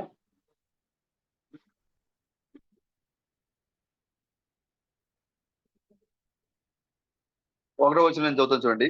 సహోదరులారా, మాసిదోనియా సంఘములకు అనుగ్రహింపబడిన దేవుని కృపను గూర్చి మీకు తెలియజేయుచున్నాను. మనం చెప్పుకున్నాం కదా, మాసిదోనియా చాలా దాతృత్వం కలిగిన సంఘం ఇది. ఈ సంఘం ఎలాంటి సంఘము? చాలా దాతృత్వం కలిగిన సంఘము, సహాయం చేయడానికి ముందుండే సంఘం అంట. ఎలా అంటే వాళ్ళకి లేకపోయినా సరే, వినడా, వాళ్ళకి లేకపోయినా సరే సహోదరుల యొక్క అవసరతలో, సంఘం యొక్క అవసరతలో వాళ్ళు నిలబడే సంఘం అని పౌలు గారు ఈ మాసిదోనియా గురించి మాట్లాడతారు. ఇక్కడ చూడండి, సహోదరులారా, మాసిదోనియా సంఘములకు మాసిదోనియా సంఘములకు అనుగ్రహింపడిన దేవుని కృపను గురించి మీకు తెలియజేయుచున్నాను. ఎలాగనగా వారు బహు శ్రమల వలన పరీక్షింపబడగా అత్యధికంగా సంతోషించారు. సంఘానికి శ్రమ వచ్చింది, మామూలు సంతోషించలేదంట, అత్యధికంగా సంతోషించారంట. సంఘానికి శ్రమ వస్తే శ్రమలో వాళ్ళు ఏమెత్తుకున్నారంట? మామూలు సంతోషం కాదు, అత్యధికమైన సంతోషాన్ని వెతుకున్నారంట వాళ్ళు. ఎవరు? ఏ సంఘము? మాసిదోనియా సంఘము. చూడండి, ఎందుకు ఆ శ్రమంలో కూడా అంత అత్యధికమైన సంతోషం వాళ్ళకి ఎందుకు కలిగిందని చూడండి. ఎలాగ వారు బహు శ్రమల వల్ల పరీక్షింపబడగా అత్యధికమైన అధికంగా సంతోషించి మరియు వారు నిరుపేదలైనను. లేదు బ్రదర్, నాకు కనుక ఒక 1,00,000 రూపాయలు ఉంటే సాలన్ వరకు నేను ఎప్పుడు ఎమ్మడి 50,000 ఇచ్చేవాడిని అనుకుంటా మనం. నాకు కనుక ఇప్పుడు ఏదైనా మంచి డబ్బు ఉంటే, లేదా ఇంకేదైనా వాహనం ఉంటే అవసరాలకి అన్నీ ఇచ్చేసేవాడిని నేను ఉంటే అనుకుంటాం మనం. కానీ వీళ్ళు ఎవరంట? మాసిదోనియా ఉన్న ఎవరు? నిరుపేదలు. శ్రమ వచ్చింది, శ్రమలో సంతోషపడేవాళ్ళు వీళ్ళు. వీళ్ళు సంఘంలో ఉన్నారు, నిరుపేదలై ఉన్నారు. సంఘంలో నిరుపేదలై ఉండి వారి దాతృత్వము బహుగా విస్తరించారు. చూసారా, వాళ్ళు పేదవాళ్ళే, కానీ వాళ్ళ సేవ చాలా దూరం వెళ్ళిపోయిందంట, చాలాకి వెళ్ళిపోయిందంట. మాసిదోనియా ఉన్న సంఘం. మరి నీవెలా ఉన్నావు? నీ సహోదరులు ఇబ్బందులు ఉన్నప్పుడు, అవసరతలు ఉన్నప్పుడు, కష్టాలు ఉన్నప్పుడు, సరే బ్రదర్ జాగ్రత్తగా బ్రదర్, మరి సిస్టర్ జాగ్రత్త, మరి వెళ్ళండి, మరి కొంచెం ఇంకా దగ్ధ స్వరం చెప్తావు చాలా, మరి సిస్టర్ అమ్మ. ఎందుకంటే మనకి ఇప్పుడు ఇదే డబ్బు, ఆ మాట డబ్బు మనకి. కానీ మాసిదోనియా సంఘము నిరుపేదలే, పేదలు కాదు వాళ్ళు, నిరుపేదలు. వాళ్ళు పేదలు కాదు, నిరుపేదలు. అంటే ఇంకా వాళ్ళకి ఏ రోజు ఆ రోజే, ఏ రోజుకి ఆ రోజే. అలాంటి సంఘము కూడా పరిచర్యలు, దాతృత్వములో వాళ్ళ సేవ విస్తరించిపోయింది. ఊరికే వాళ్ళు బైబిల్లో రాయబడలా. దేవుడు పరిశుద్ధాత్మ మనుషుని ప్రేరేపించి ఊరినే ఈ గ్రంథంలో వారి యొక్క పేర్లు లిఖించబడలే. ఇక్కడ వాళ్ళు దేవుని కొరకు నిలబడ్డారు కాబట్టి ఈ యొక్క పరిశుద్ధ గ్రంథంలో వారు రాయబడ్డారు. మాసిదోనియా సంఘం. నువ్వు కూడా పరలోకి వెళ్ళిపోవాలంటే ఏదో ఊరికే కూర్చొని మాటలు చెప్తే సరిపోదు. నీ దాతృత్వము, నీ సేవ సంఘములో విస్తరించాలి, కనపడాలి, క్రియలు కనపడాలి. నువ్వు నిరుపేదమై ఉండొచ్చు, నువ్వు ఎంత చేయగలవో నీ పక్క సహోదరుడికి, నీ తోటి సహోదరుడికి నువ్వు అలా చెయ్యాలి. ఇంకా ఎదరికెళ్తే ఇంకా మాట్లాడుతాను. పౌలు చూడండి ఏమన్నారు. వారు నిరుపేదలైనను వారి దాతృత్వము బహుగా విస్తరించెను. 3వ వచనము. ఈ కృప విషయంలోను పరిశుద్ధుల కొరకైన పరిచర్యలోను పాలు పొందు విషయంలోను మనపూర్వకముగా మమ్మను వేడుకొనుచు వారు తమ సామర్థ్యం కొలదే గాక ఏం చేశారంట? సామర్థ్యము కంటే ఎక్కువగాను తమంతట తామే ఇచ్చిరని మేము మీకు సాక్ష్యం ఇచ్చుచున్నాం. సామర్థ్యం కొలది కాదు, సామర్థ్యానికి మించి. పౌలు నేను సాక్ష్యం చెప్తా ఉన్నా. ఈ మాసిదోనియా సంఘము సహోదరులు అనగా సంఘం అన్న వాళ్ళకి ప్రేమ ఎక్కువ. వాళ్ళు నిరుపేదలైనా కూడా సహోదరులు అవసరంలో ఉన్నప్పుడు, ఇబ్బందుల్లో ఉన్నప్పుడు వాళ్ళు ఏం చేస్తారంట? దాతృత్వాన్ని విస్తరింపజేస్తారు. సామర్థ్యం కొలది కాదు, సామర్థ్యానికి మించి వాళ్ళు నిలబడతారు. నేను సాక్ష్యం. పౌలు గారు అన్నారు, ఆ మాసిదోనియా సంఘానికి నేను సాక్ష్యం ఇస్తా ఉన్నాను. చూడండి 5వ వచనం. ఇది కాక మొదట ప్రభువునకును దేవుని చిత్తము వలన మాకును తమ్మును తామే అప్పగించుకున్నది. వాళ్ళు ముందుగా దేవునికి అప్పగించుకున్నారు. తర్వాత ఎవరికి అప్పగించుకున్నారంటే వాళ్ళు ఆ గడియ వర్తమానికైన పౌలు గారికి తమ అప్పగించుకున్నారు. ఏం బ్రదర్, సహోదరుడు సహోదరి, మనం ఎలా ఉన్నాం? మాసిదోనియా సంఘం వల్లే ఉన్నారా మీరు? సహోదరుల యొక్క అవసరతలో, సంఘం యొక్క అవసరతలో నిలబడే సహోదరిగా ఉన్నావా? లేదా మాట మాత్రం చెప్పేసి మాట వలన నీ విచారాన్ని వ్యక్తం చేసి వెళ్ళిపోయే సంఘంగా ఉన్నావా? నీ దాతృత్వము ఎంతవరకు విస్తరిస్తా ఉంది? నీ ప్రేమ, నీ క్రియ సంఘములో ఎంతవరకు విస్తరిస్తా ఉంది? నీ ప్రవర్తన ఎలా ఉంది? దురాశలు, వ్యర్థమైన కార్యాలు, దురవస్థలు, ఆయాసకరమైన కార్యాల్లో నీ జీవితాన్ని ముంచి వేసుకున్నావా?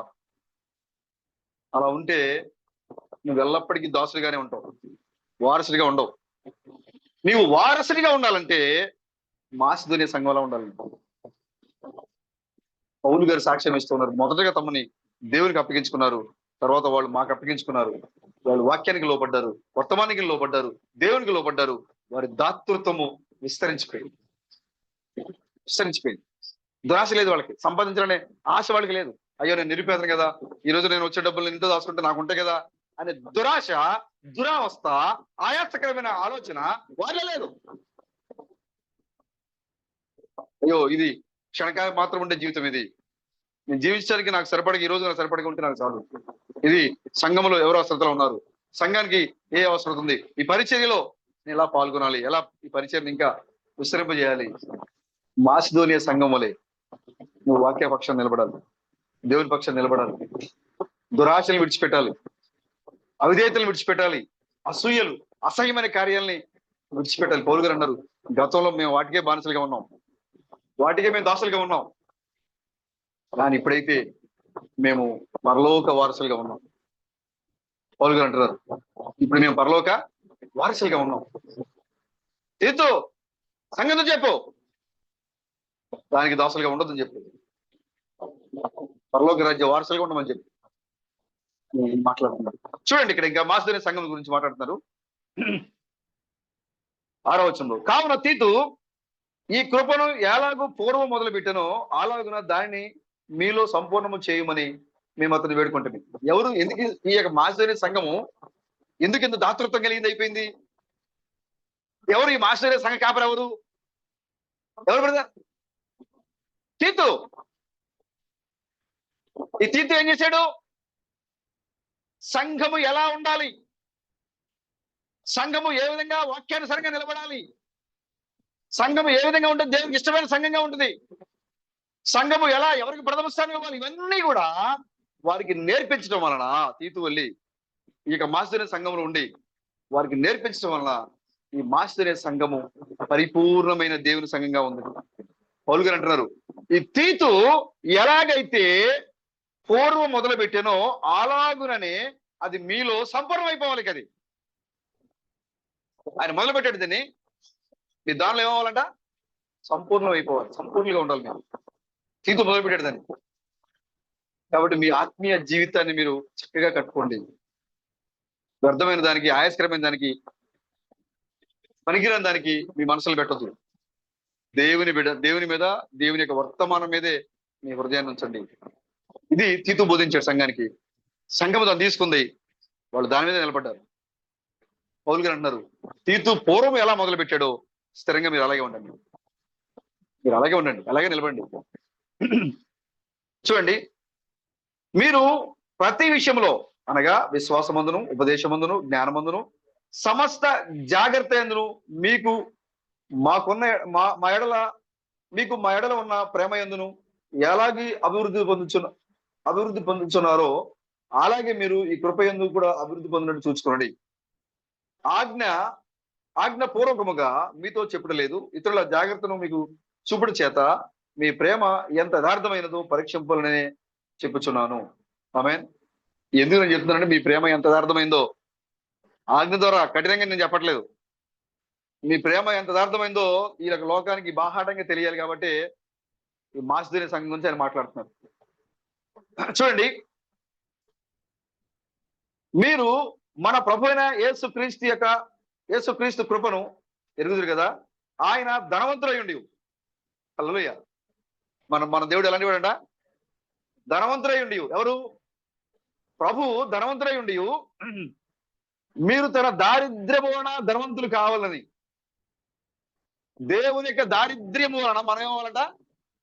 ధనవంతులు కావాలని. దేవుడు ధనవంతుడు ఆయన, కానీ ఆయన దారిద్ర్యం వలన మనం ధనవంతులు కావాలని ఎలాగొచ్చాడంటనా? మీ నిమిత్తము దరిద్రుడాయను. దేవుని యొక్క దారిద్ర్యము నీకేం తీసుకొస్తాడ? ధనవంతులు చేస్తాను. నిన్ను ధనవంతులుగా చేయడానికి ధనవంతుడు ధనాన్ని విడిచిపెట్టి నీ కోసం దరిద్రుగా లోకానికి వచ్చాడు. ఎందుకంటే నేను ధనవంతులుగా చేయడానికి. ఎలాంటి ధనవంతులు అవుతున్నా మనం చూడండి. ఇందుని గురించి నా తాత్పర్యము చెప్పుచున్నాను. సంవత్సరం కిందటనే ఈ కార్యము చేయుట ఎందే గాక చేయ తలపెట్టుట ఎందు కూడా మొదటి వారై ఉండుట మీకు మేలు. మీరు ఏ పని చేసినా కూడా మీరు మొదటి వారే ఉండండి. సంఘంలో లేదా దేవుని పరిచారికల్లో ఏదైనా పని చేయ మొదలు పెట్టినప్పుడు మీరు ఎలా ఉండాలి? మొదటి వారికి ఉండాలి. మీరు ఓ బ్రదర్ నేను చేస్తా, నేను వస్తా, నేను నిలబడతా, దేవుని కోసం నేను చేస్తా అని చెప్పే మొదటి గొంతు నీదే ఉండాలి. స్త్రీ అయినా పురుషుడైనా దేవుని కోసం నేను నిలబడతా అని చెప్పే ప్రథమ పురుషుడు, ప్రథమ సహోదరి నీవే ఉండాలి. అలా నిలబడాలి నువ్వు. ఏదో చూడండి, ఇప్పుడు మనకి చాలా అవసరమైన మాటలు ఇవన్నీ కూడా. 11వ వచనం, కావున తలపేటకు సిద్ధమైన మనస్సు మీలో ఎలాగూ కలిగినో అలాగే మీ కలిమి కొలది సంపూర్తి అగినట్లు మీరు ఆ కార్యమును ఇప్పుడు నెరవేర్చుడి.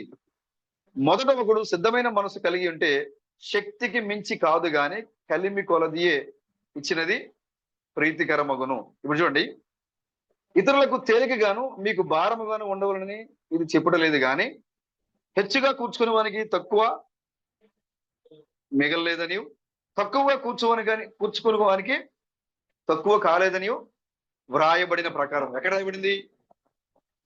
ఎక్కడ రాయబడింది ఈ మాట? వినబడలేదు. నిర్గమకాండం ఏం రాయబడింది? మన్న బలమైన వాడు ఏం చేశాడట? ఎక్కువ తెచ్చేసింటే పెట్టేసుకున్నాడు. బలహీనమైన వారు తెచ్చుకోలేని వాళ్ళు తక్కువ తెచ్చింట్లో పెట్టుకున్నారు. తీరా చూస్తే బలమైన వాడు తెచ్చుకునేదేమో వాడికి ఎంత అవసరం అంత అయిపోయింది, తక్కువ తెచ్చుకునే వాడికి ఏమో వాడికి ఎంత అవసరమో అంత పెరిగిపోయింది. అంటే పౌలు ఎక్కడదే అంటారు, వాళ్ళు నువ్వు ఎక్కువగా సంపాదించి పెట్టుకున్నా అది వెళ్ళిపోద్ది బ్రదర్. నీకు ఎంత అవసరమో అది నీకు మిగులుద్ది.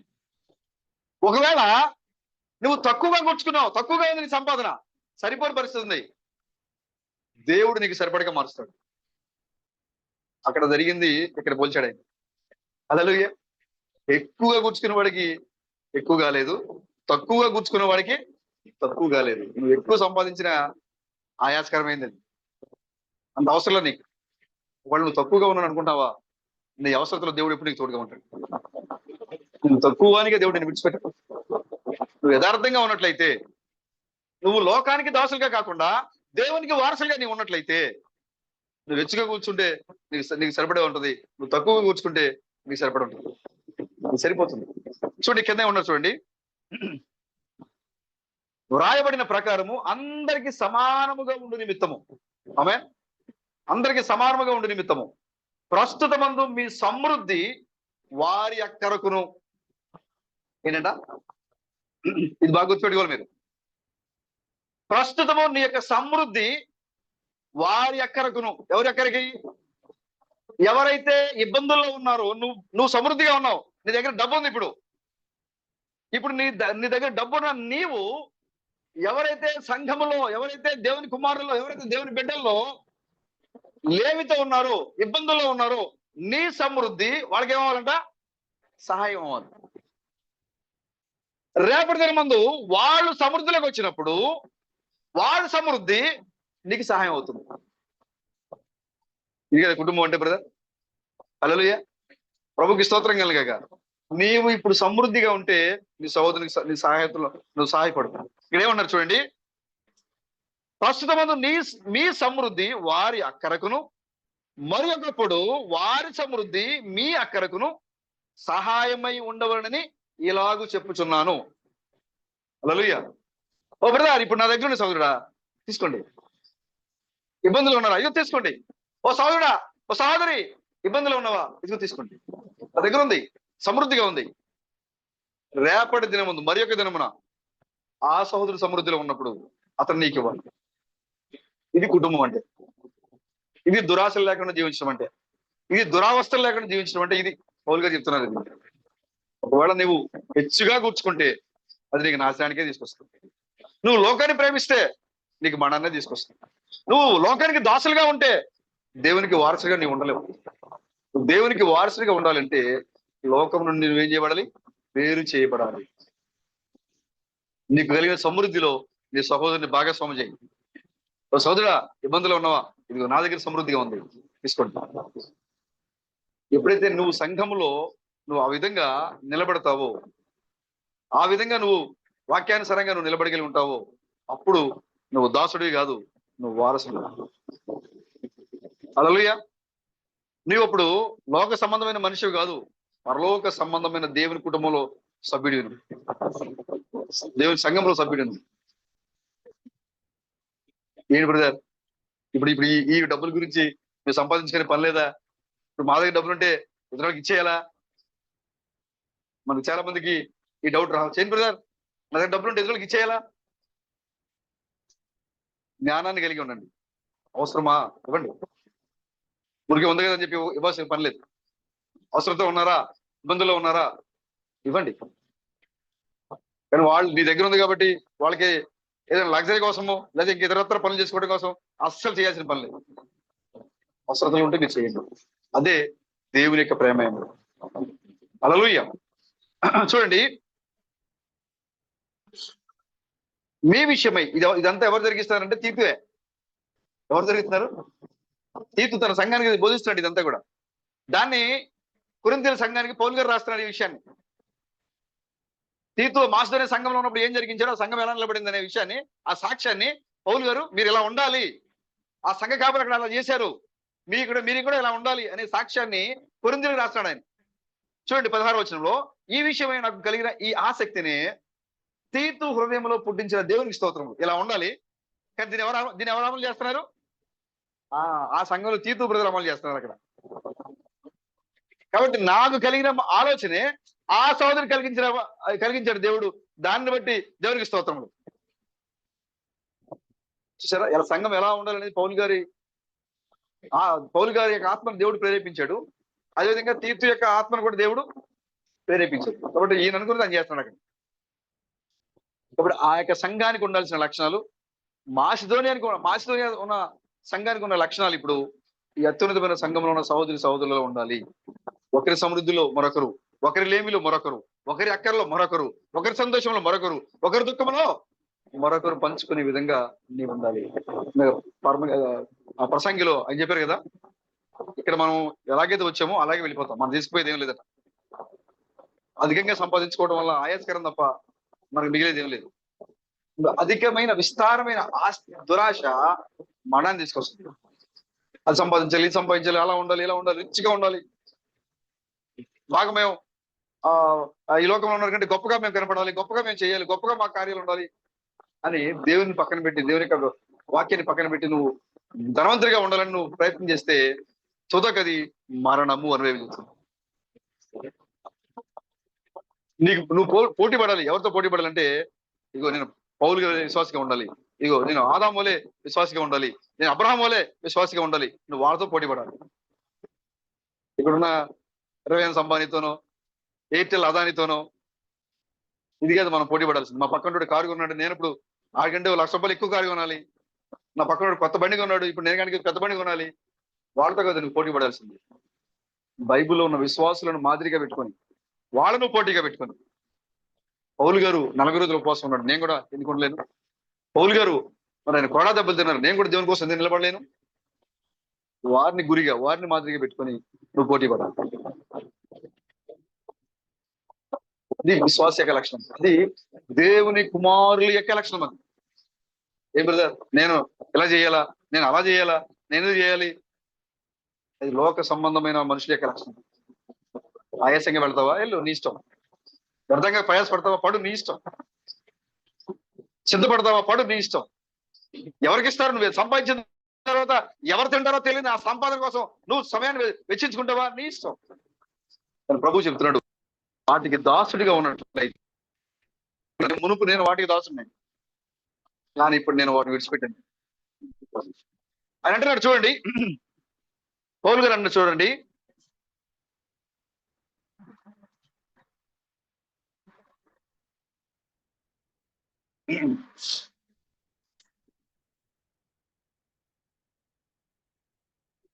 ఫిలెమోను రాసిన పత్రిక 8వ వచనము 1వ అధ్యాయం.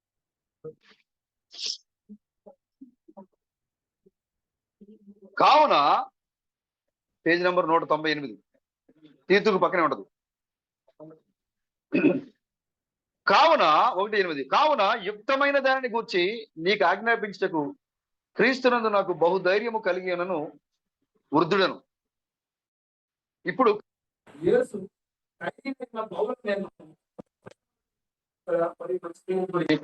నా బంధకములలో నేను కనిన నా కుమారుడగు, ఎవరండి? ఒనేసిము. నా బంధకములలో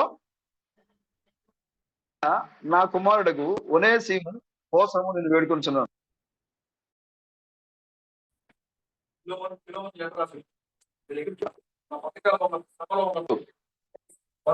సభలో ఉన్నప్పుడు నేను కుమారుడిగా, అతని పేరేంటి? ఒనేసిము. అతను ఇప్పుడు నీ దగ్గరికి వస్తున్నాడు. కాబట్టి నేను సువార్త కొరకు బంధకంలో ఉండగా నీకు ప్రతిగా అతడు నాకు పరిచారం చేయ నిమిత్తము నా యొద్ద అతన్ని ఉంచవాలని ఉంటుంది కానీ నీ ఉపకారము బలవంతము చేతనైనట్టు కాక స్వేచ్ఛాపూర్వకమైనదిగా ఉండవాలని నీ సమ్మతి లేక ఏమీ చేయటకు నాకు ఇష్టం లేదు. అతనికి మీద దాసుడిగా ఉండగా దాసుని కంటే ఎక్కువ వాడిగాను, ప్రియ సహోదరుడిగాను, విశేషముగాను నాకును, శరీర విషయమును, ప్రభు విషయమును, మరి విశేషముగా నీకును ప్రియ సహోదరుడిగాను నీ యొద్ద ఎల్లప్పుడూ ఉండేకే కాబోలు అతడు కొద్ది కాలము నిన్ను ఎడబాసి ఉండెను. కాబట్టి నీవు నన్ను నాతో పాలివానిగా ఎంచిన ఎడల, నీతో పాలివానిగా ఎంచిన ఎడల నన్ను చేర్చుకున్నట్లు అతన్ని చేర్చుకునము.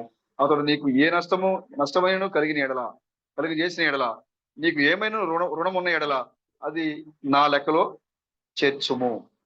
నేనెవరు? పౌలు పోరాటంలో బంధకంలో ఉన్నాక కనిన కుమారుడు ఒనేసిము. ఆయన ఏమంటాడంటే, అతడు ఇప్పటి వరకు దాసుడు. ఈ ఒనేసిము ఇప్పటి వరకు దాసుడు.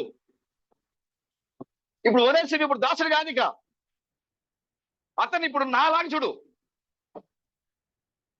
ఈ ఒనేసిమును ఇప్పుడు ఎలాగో ఇప్పుడు నువ్వు నన్ను ఎలాగా నీతో పాలిభాగస్తుడిగా మార్చి చూసావో అలాగే ఈ ఒనేసిమును కూడా అలాగే చూడు. ఇప్పుడు దాకా అతను పరిచారకుడిగా దాసుడిగా ఉన్నాడు, కానీ ఇప్పుడు అతడు దాసుడు కాదు. ఔనేసిము ఇప్పుడు ఏమంట 15 అతనికి మీదట 15 వచనము, అతనికి మీదట దాసుడిగా ఉండగా దాసుడి కంటే ఎక్కువ వాడిగాను. ఇప్పుడు దాకా దాసుడు అయినా, కానీ ఇక మీదట ఆయన దాసుని కంటే ఎక్కువైన వాడు. దాసుని కంటే ఎక్కువైన వాడు అంటే ఎవరు? దేవుని వారసులు. నేను దేవుని వారసుని కాబట్టి ఇప్పుడు ఓనేసిము కూడా నాతో పాలి భాగస్థుడు అయిపోయాడు. ఇప్పుడు ఫిలమోను, అతన్ని పంపుతున్నాను, ఒకవేళ అతను నీ దగ్గరికి వచ్చినప్పుడు ఏదైనా ఒకవేళ నష్టం జరిగించాడా, అది నా లెక్కలో చేర్చు. ఏంటి బ్రదర్, ఎంత ఎంత సోదరు ప్రేమ సోదరుడిది. సతీష్ గారు మీకు నష్టం చేశాడు బ్రదర్, అది నేను కడతాను బ్రదర్. నా సోదరుడు అతను, నా సోదరుడు. సిస్టర్ మీకు నష్టం చేసిందా, అది నేను చెల్లిస్తాను బ్రదర్. నా సోదరు. ఇది ఎవరు చేయగలుగుతారు బ్రదర్? నా పోరాటంలో, నా బంధకాల్లో నేను కనిన నా నిజమైన కుమారుడు ఓనేసిము. ఏం నేర్చుకున్నాం మా పౌలు గారిని చూసి? ఏం నేర్చుకున్నాం బ్రదర్? అగ్నిస్తంభం చూసి అగ్నిస్తంభంలో మాట్లాడి దేవుడితో మాట్లాడడం నేర్చుకుంటావా? లేదా సౌలు పౌలుగా మారిపడి నేర్చుకుంటావా? సౌలు పౌలుగా మారిన తర్వాత ఆయన జరిగించే పరిచర్య, దాసుడిగా ఉన్నటువంటి ధర్మశాస్త్రానికి దాసుడిగా ఉన్న సౌలు ఇప్పుడు పౌలుగా దేవుడి కుమారుగా మారిపోయాడు. ఇప్పుడు ఆయన మరి ఆయన ఎలా పరిచయం చేశాడు? నా సహోదరుడు, అతను నా కుమారుడు. ఎవరైనా నా సహోదరుడు, నా కుమారుడు ఫిలమోను. అతను ఒకవేళ నీ దగ్గర ఉన్నప్పుడు ఏదైనా నీకు నష్టం కలిగిస్తే, నాకు నా లెక్కలో నేను కడతాను. కానీ ఇతను కలిగిస్తాడా? ఓనేసిము కలిగిస్తాడా బ్రదర్? ఎందుకంటే పౌలు యొక్క ఆత్మలో ఓనేసిము కూడా పాలిభాగస్థుడు అవుతున్నాడు. కాబట్టి ఈయన ఆడి ఎక్కడున్నా సరే, దేవుని బిడ్డలు ఎక్కడున్నా సరే, ఎదుటి వ్యక్తులకి అపాయం కలిగించేవారిగాను, నష్టం చేకూర్చేవారిగా ఉండరు వాళ్ళు. వాళ్ళు ఎలా ఉంటారు? సహోదరి ప్రేమను వెల్లడిపరిచేవారిగా ఉంటారు వాళ్ళు. పౌలుకు తెలుసు కాబట్టి ఫిలమోనుతో అంటాడు, ఒకవేళ ఓనేసిమును చేర్చుకో, నన్ను ఎలా చేర్చుకున్నావో ఆయన కూడా అలా చేర్చుకో.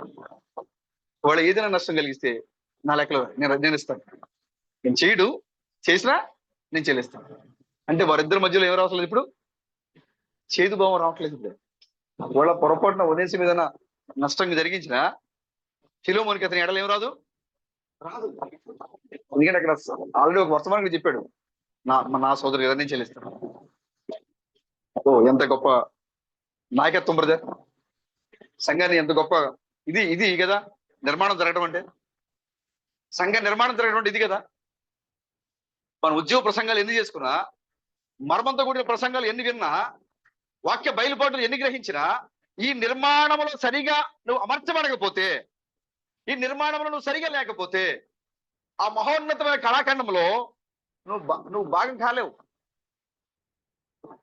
నీవు ఆ మహోన్నతమైన కళాఖండంలో నీవు ఉండాలి అంటే నిర్మాణంలో నువ్వు సరిగా చెక్కబడాలి.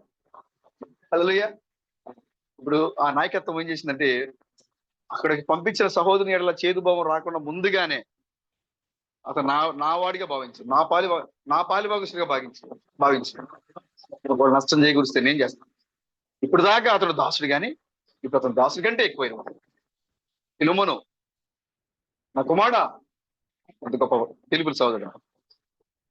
మరి మనం అత్యున్నతమైన నిజమైన సంఘంలో మనం ఉన్నాం.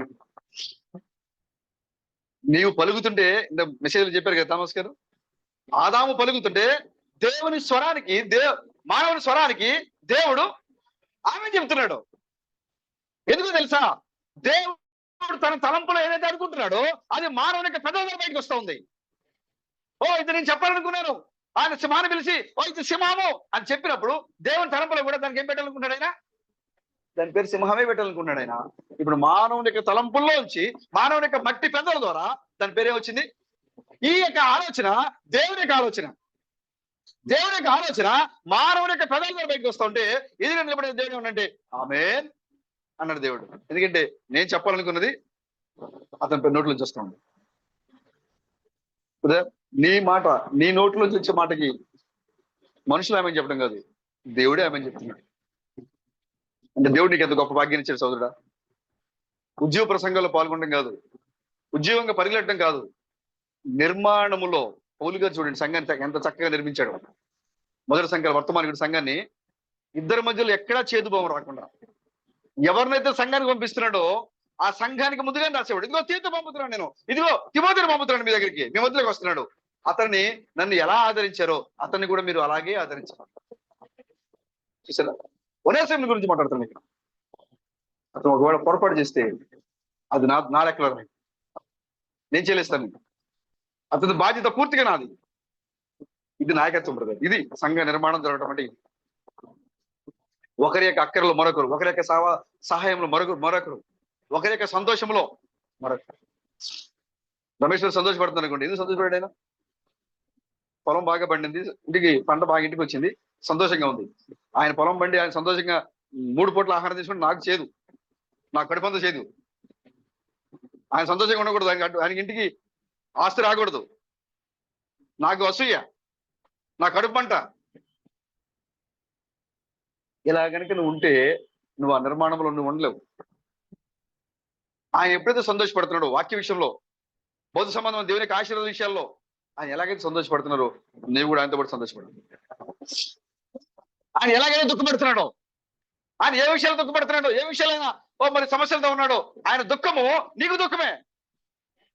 ఎందుకంటే శరీరం అంతటిలో శరీరం బాధపడుతూ ఉంటే కాళ్ళు డ్యాన్స్లు వేస్తాయా బ్రదర్? కళ్ళు ఏడుస్తూ ఉంటే కాళ్ళు డ్యాన్స్లు వేస్తాయా?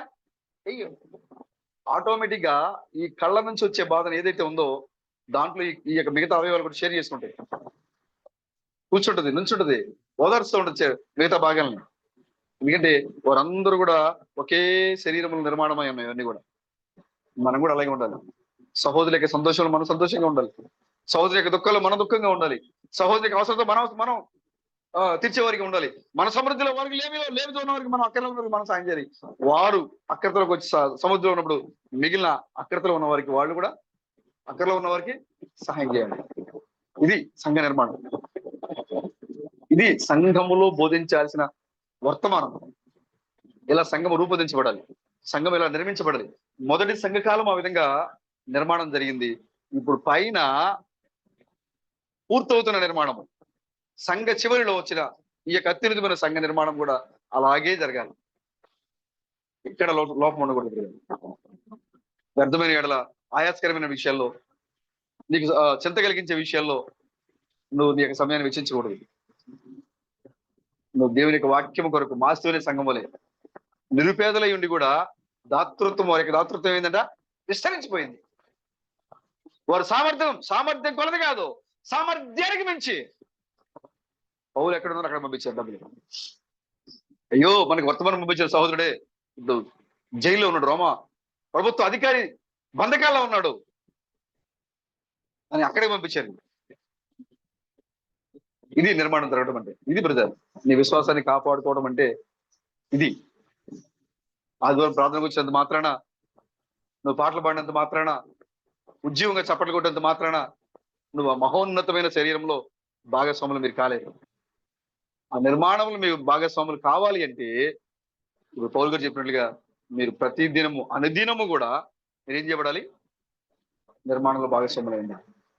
చూడండి, మీరు దాసులుగా ఉన్నంత కాలము దేవుని యొక్క ఇంటిలో యజమానిగా మీరు ఉండలేరు.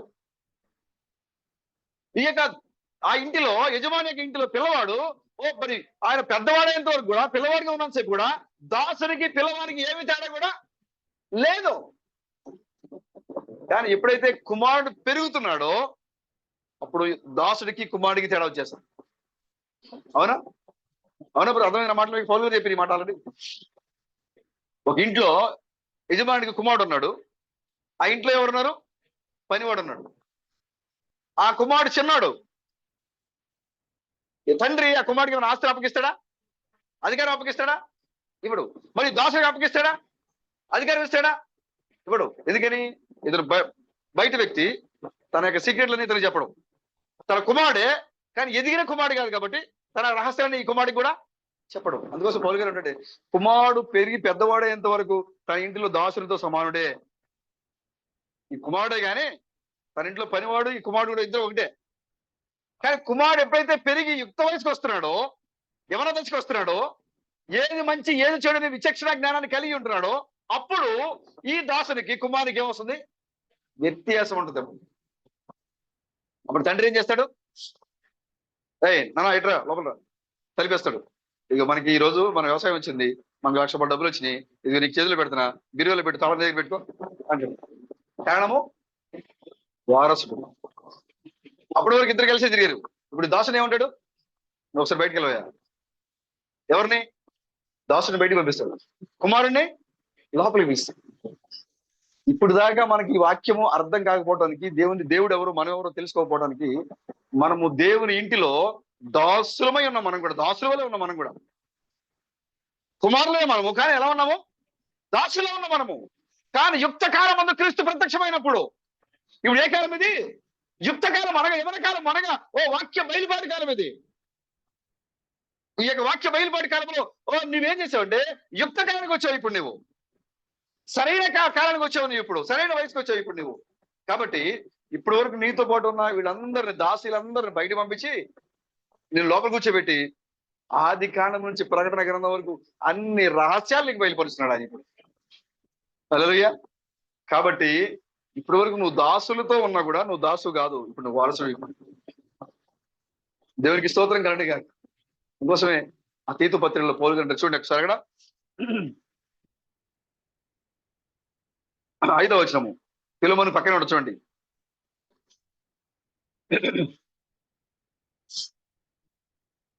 4వ వచనం, మన రక్షకుడైన దేవుని యొక్క దయయు మానవుల యెడల ఆయనకున్న ప్రేమయు ప్రత్యక్షమైనప్పుడు. క్రీస్తు ఎవరంట? పౌలు గారు ఎవరి నుంచి క్రీస్తుని? దేవుని దయ, ప్రేమ. క్రీస్తుని పోల్చాడు బ్రదర్. క్రీస్తు ఎవరంట? దయ, ప్రేమ ప్రత్యక్షమైనప్పుడు.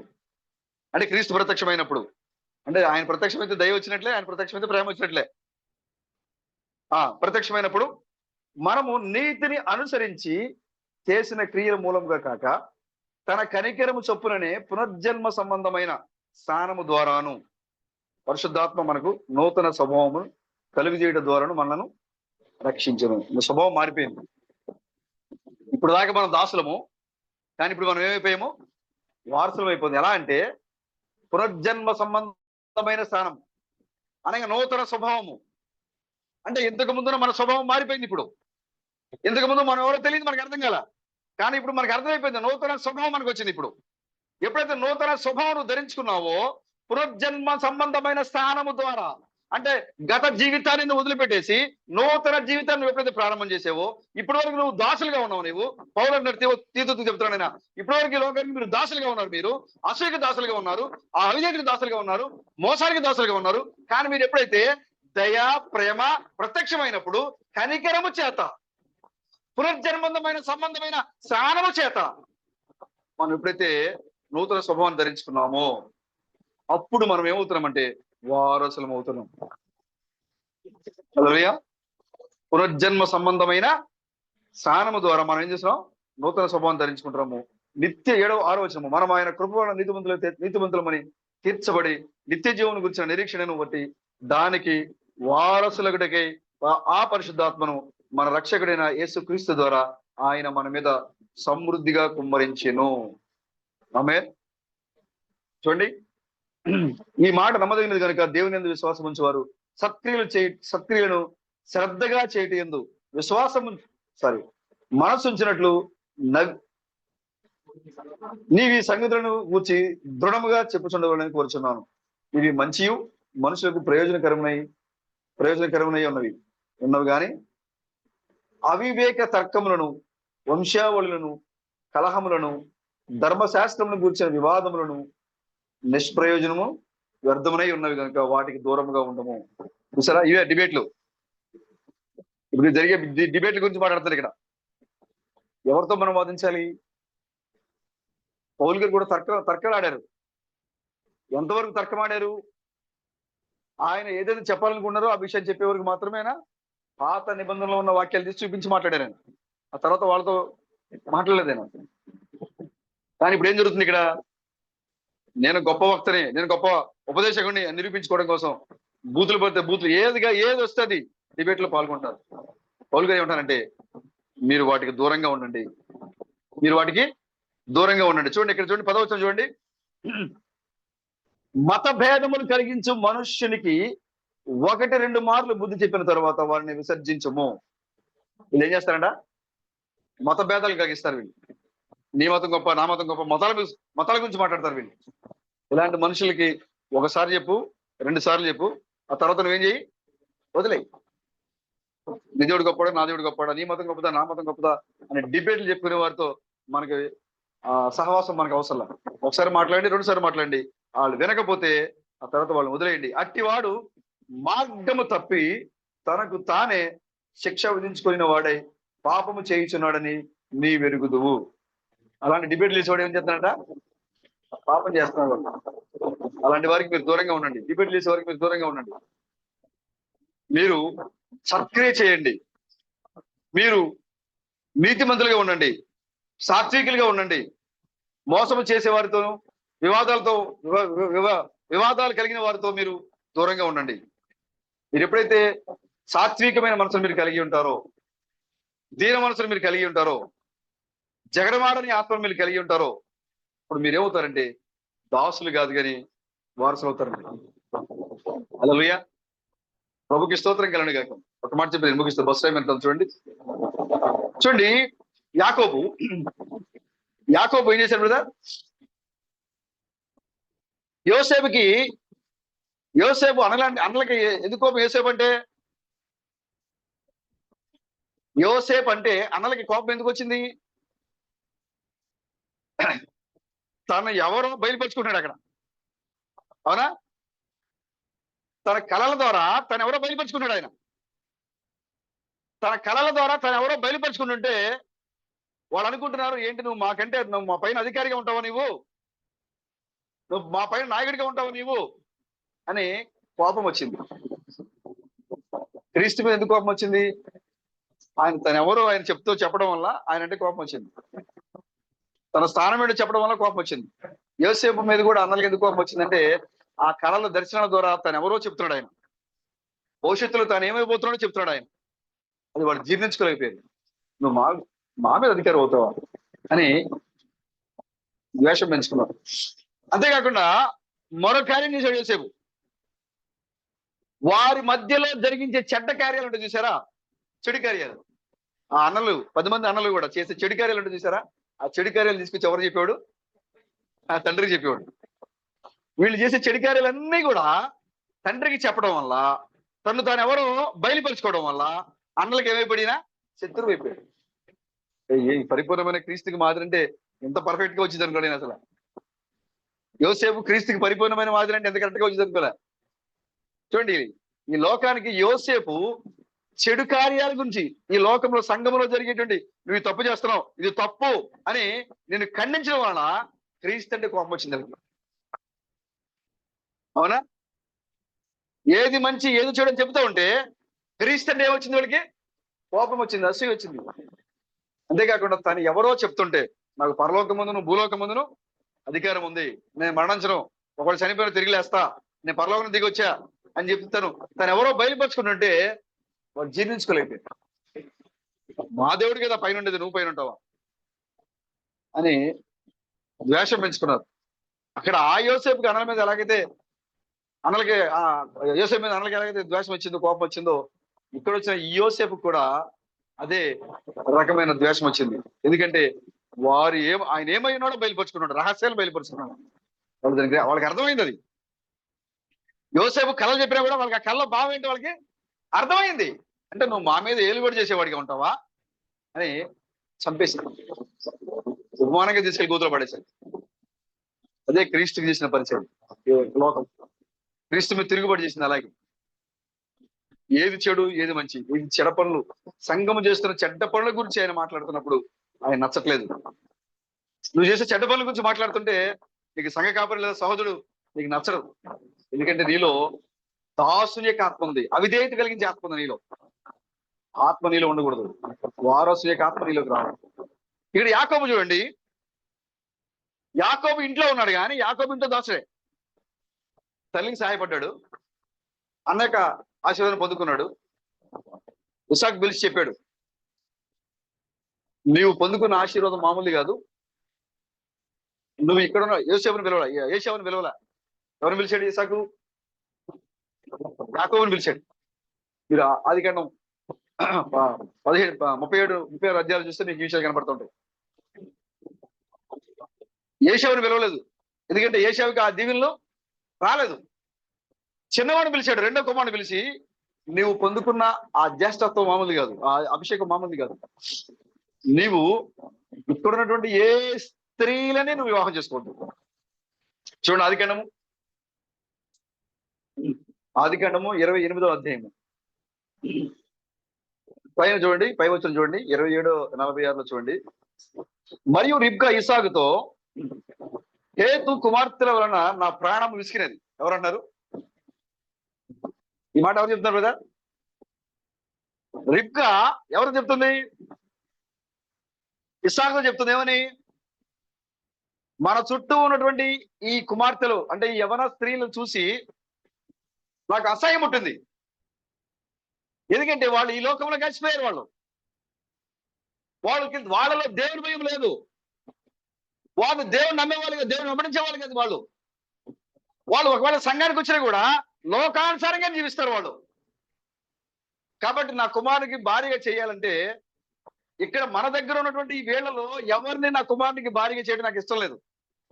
నా ప్రాణము విసిగిపోయింది వాళ్ళు చూసి. అసహ్యమైన వస్త్రాలు, అసహ్యమైన ఆ కల్చరు, అవన్నీ చూసి వాళ్ళు చూస్తే నాకు అసహ్యం పుట్టింది, మన చుట్టూ ఉన్న స్త్రీలను చూస్తే.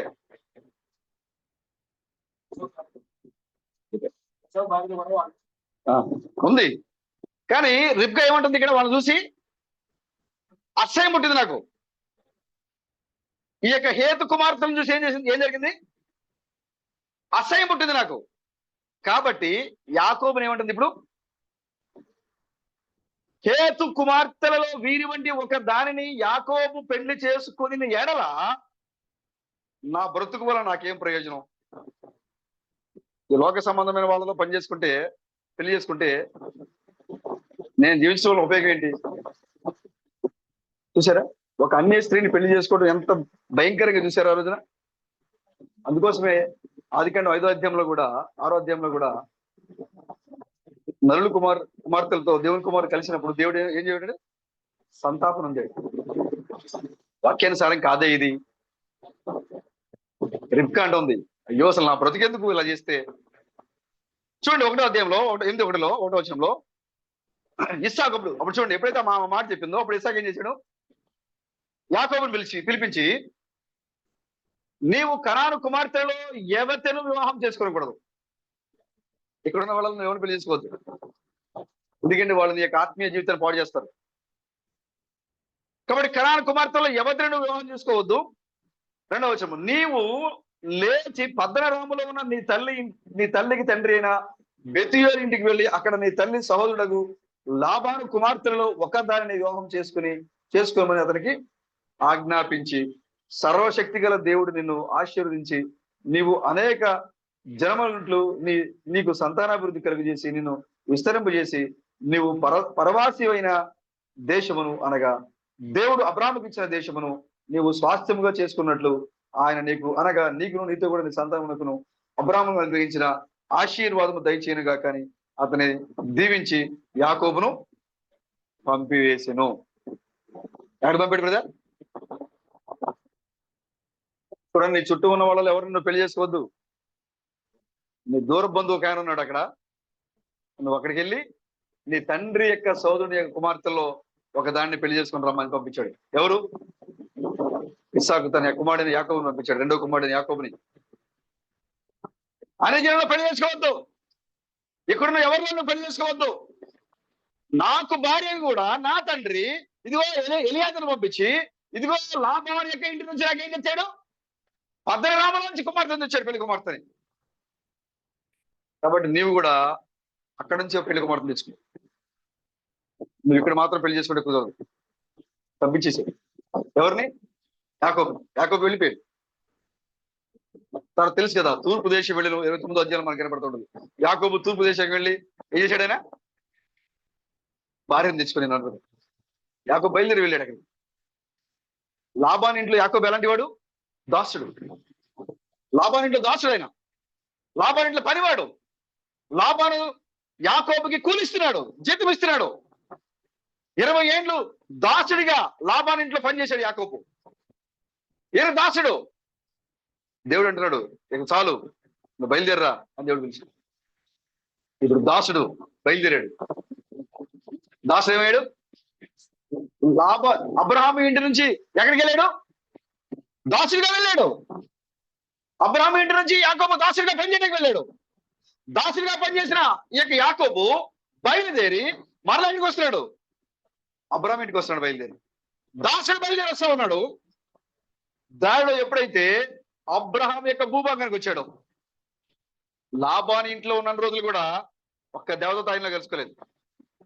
అవునా బ్రదర్? లాబాను దగ్గర ఉన్నప్పుడు ఆశీర్వాదం వచ్చింది దానికి, కానీ దేవునితో వ్యక్తిగత అనుభవం అనేది లేదానికి. ఎప్పుడైతే యాకోబు దాసత్వమును విడిచిపెట్టి దాసుని యొక్క స్థానాన్ని విడిచిపెట్టేసి అతను ఎప్పుడైతే బయలుదేరి అబ్రహాం యొక్క స్థానానికి బయలుదేరి వచ్చాడో, మహానయం అనే ప్రాంతానికి రావడంతోనే ఎదురుగా నడుచుకుంటూ వచ్చేసారు. ఎవరు వచ్చారు బ్రదర్?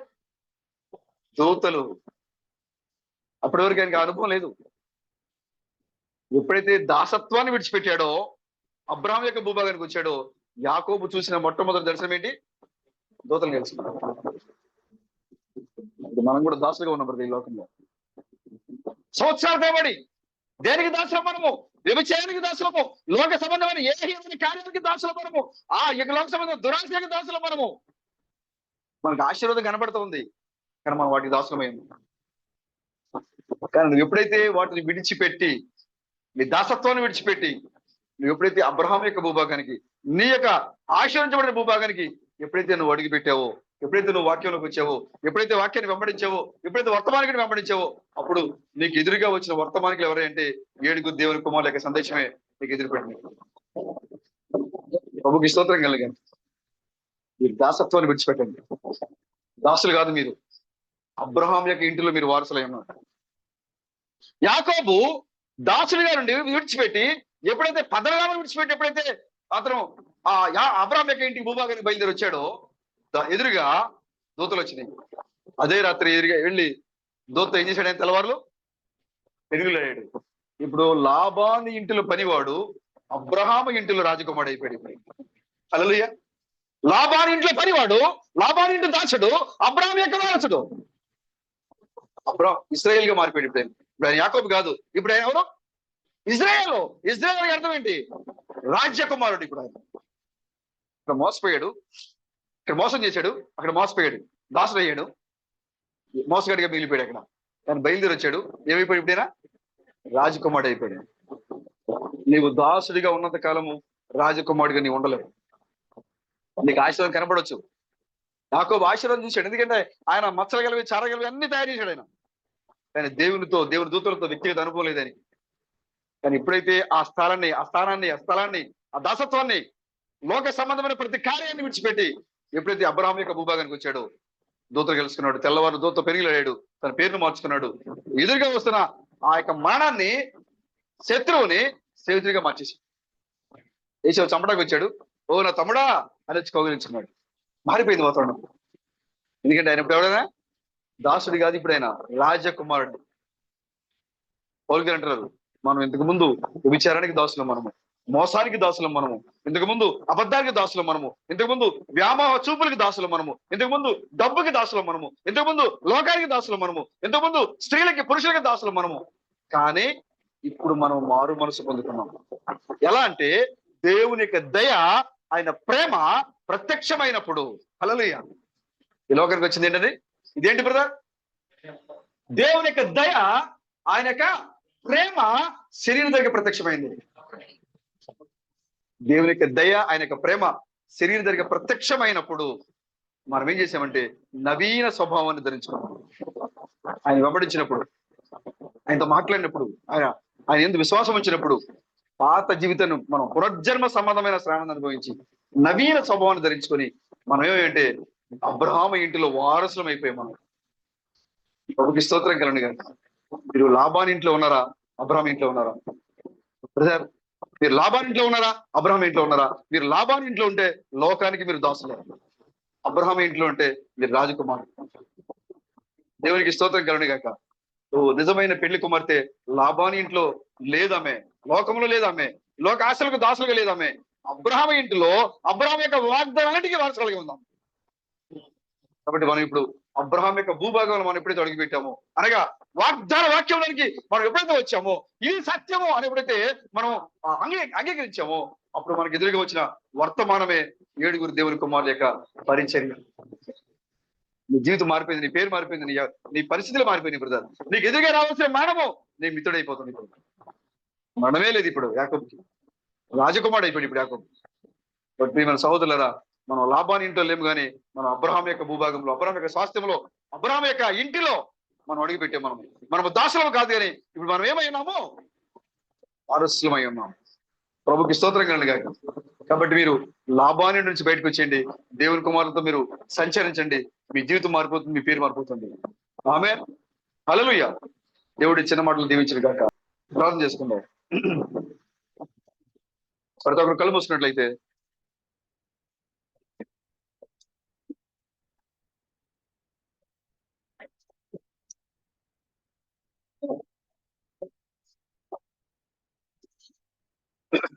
వస్తాము, టైం అయిపోయినట్టుంది. త్వరగా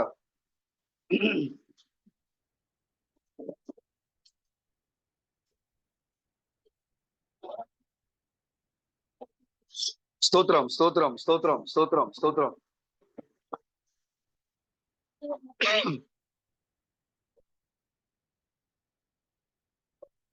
స్తోత్రం స్తోత్రం స్తోత్రం స్తోత్రం.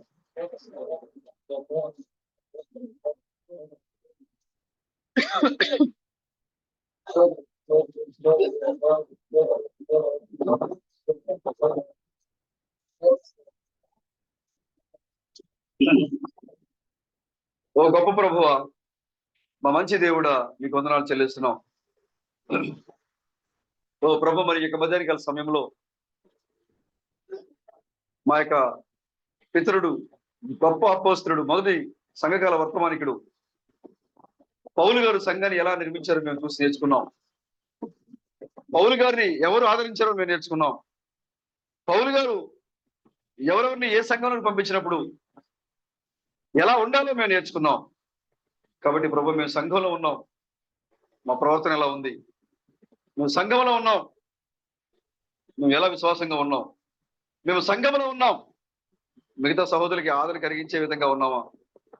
మేము సంఘంలో ఉన్నాము, సంఘములో అక్కర్లో ఉన్న వారికి అండగా నిలబడే వారిగా ఉన్నామా? మేము ఎలాంటి జీవితాన్ని కలిగి ఉన్నాము? ఓ ఇవన్నీ కూడా మరి పౌలు గారి ద్వారా మేము నేర్చుకున్నాము ప్రభు.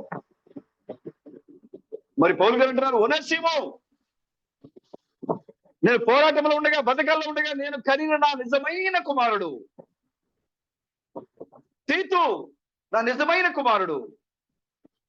మాస్టర్ సంఘాన్ని నడిపించిన, నేను ఎలాగైతే సంఘాన్ని నిర్మించాలనుకున్నానో నా ఆలోచన చొప్పున సంఘాన్ని నిర్మించిన నిజమైన వర్తమానికుడు తీతు.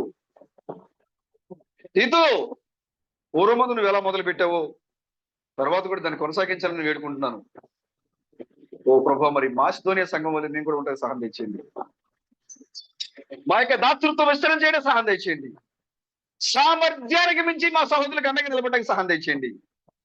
ఒకరి అక్కర్లో ఒకరు, ఒకరి మేలు లేమిలో ఒకరు, ఒకరి సంతోషంలో మరొకరు, ఒకరి దుఃఖంలో మరొకరు పంచుకోవడానికి మేము నిజమైన చెప్పడం కాదు కానీ ఒకే కుటుంబంలో సభ్యులుగా ఉండే సహాయం తెచ్చేయండి. శరీర సంబంధమైన కుటుంబాల్లో అయితే అన్నంటే తమ్ముడు పడకపోవచ్చు, తమ్ముడు అన్నం పడకపోవచ్చు, అక్కడి చెల్లి పడకపోవచ్చు, కానీ ఈ కుటుంబంలో వారికి మించిన ప్రేమ, వారికి మించిన సహవాసము, వారికి మించిన త్యాగము దయచేసి అడుగుతున్నాము. ఇక్కడ మోకరించిన ప్రతి ఒక్కరూ ఓ ప్రభు, మరి మేము చెప్పేవారిగా కాదు కానీ జీవించే వారిగా ఉంటాయి సహాయం తెచ్చేయండి. వ్యర్థమైన సూర్యుని కింద కనబడిన వ్యర్థమైన కార్యాలు, సూర్యుని కింద కనబడిన దురావస్థలు, సూర్యుని కింద కనబడిన ఆయాసకరమైన కార్యాలకి మేము దూరంగా కూడా సహాయం తెచ్చేయండి. ఓ మితముగా తగిన మాత్రముగా మేము ఈ లోకంలో మరి ఆస్తులను సంపాదించుకోవడానికో, ఈ లోకంలో పేరు ప్రఖ్యాతి సంపాదించుకోవడానికో మేము రాలేదు, కానీ నీకు మరి పేరు తెచ్చే బిడ్డలుగా, నిన్ను గురించి సాక్ష్యం ఇచ్చే బిడ్డలుగా ఈ లోకానికి మేము పంపించాము మా ప్రభుత్వం. కాబట్టి ఆ పనిని మేము పరిపూర్ణంగా చేయడానికి సహాయం తెచ్చేయండి. ఇక్కడ మోకరించిన ప్రతి సహోదరి సహోదరులు, లాబాను ఇంటిలో వారు ఉండకూడదు. లాబాను ఇంట్లో ఉండేవారు దాసులు, అబ్రాహాము ఇంటిలో ఉండేవారు రాజకుమారులు. కాబట్టి మా ప్రభా, ఓ క్రైస్తవ సంఘాల్లో ఉండేవారు దాసులు, అత్యున్నతమైన సంఘంలో ఉండేవారు అబ్రాహాము యొక్క సంతానమైనారు. ఓ ప్రభా, నిజమైన అత్యున్నతమైన సంఘములో మమ్మల్ని కుమారులు గారి కుమార్తెలను అబ్రాహాం యొక్క రాజసంతానంగా మమ్మల్ని మార్చిన దేవుడా, మీకే వందనాలు చెల్లిస్తున్నాం. సంఘాన్ని సోదరులందరినీ బలపరచండి. మేము మరలా కలుసుకునే వరకు ప్రతి ఒక్కరిపై మీ అభిషేకం కుమ్మరించి నడిపించండి. ఓ యాకోబు నుంచి పిలిచి మీరు చెప్తున్నారు, ఓ నా కుమారుడు యాకోబు, ఈ కరాల స్త్రీలు ఒక్క దాన్ని కూడా పెళ్లి చేసుకోవద్దు, సాహసం వద్దని చెప్పాము ప్రభు. ఓ ప్రభు, మరిది మాకు కూడా ఎంత వర్తిస్తోంది నాయన. ఓ మా చుట్టూ ఉన్న సంఘాలతో మాకు సహవాసం అవసరం లేదు, మా చుట్టూ ఉన్న డినామినేషన్తో మాకు సహవాసం అవసరం లేదు, మా చుట్టూ ఉన్న వాక్య వ్యతిరేకమైన సహోదరులతో మాకు సహవాసం అవసరం లేదు. మా యొక్క విశ్వాసం ఎంత దూరంలో ఉన్నా ఓ మా సహవాసం అక్కడే ఉండాలి మా ప్రభు. వారితోనే మేము సహవాసం చేయాలి, ఎందుకంటే అది మాకు గొప్ప రక్షణ మార్గమైనది మా ప్రభు. కాబట్టి ఇక్కడ మోకరించిన ప్రతి ఒక్కరు కూడా ఓ లోక సంబంధమైన వారితో, కనాను స్త్రీలతో సాహసం చేసేవారిగా కాకుండా కాదు ప్రభు. ఓ మరి అబ్రహాము యొక్క సంతానంలో, అబ్రహాము యొక్క వంశములో, అబ్రహాము యొక్క ఓ నిజమైన సంతానంగా మార్చబడే వారికి కూడా సహాయం తెచ్చింది. సోదరులను బలపరచండి, సంఘాన్ని బలపరచండి. మందిరంలో మా ప్రవర్తన కూడా మీకు జాగ్రత్తగా కాపాడుకోవడానికి కూడా సహాయం తెచ్చింది. మీరే నడిపించి మహిమ ఘనత ప్రభావాలు పొందుకున్నామండి. రాజులకు రాజుగా, ప్రభులకు ప్రభుగా, పెండ్లి కుమారునిగా మా మధ్యగా రాబోతున్న మా ప్రభువును విమోచకుడైన క్రీస్తు గణవరం యొక్క నామములో ఈ ప్రార్థన ఇచ్చున్నాం ప్రభు. ఆమేన్. Fresh wind hum never fails, fresh wind hum never fails. Hallelujah, hallelujah. Fresh wind hum never fails. It's coming very soon. It's coming very soon. It's coming very soon indeed. Hallelujah, hallelujah. It's coming very soon indeed. గణమయహోను సమర్పించము, నా సమస్తం పరిస్థితులను సమర్పించింది. గణమయహోను సమర్పించింది. మా విమోచకుడైన క్రీస్తు దినం తీసుకుని ప్రారంభం దీన్ని మరొక.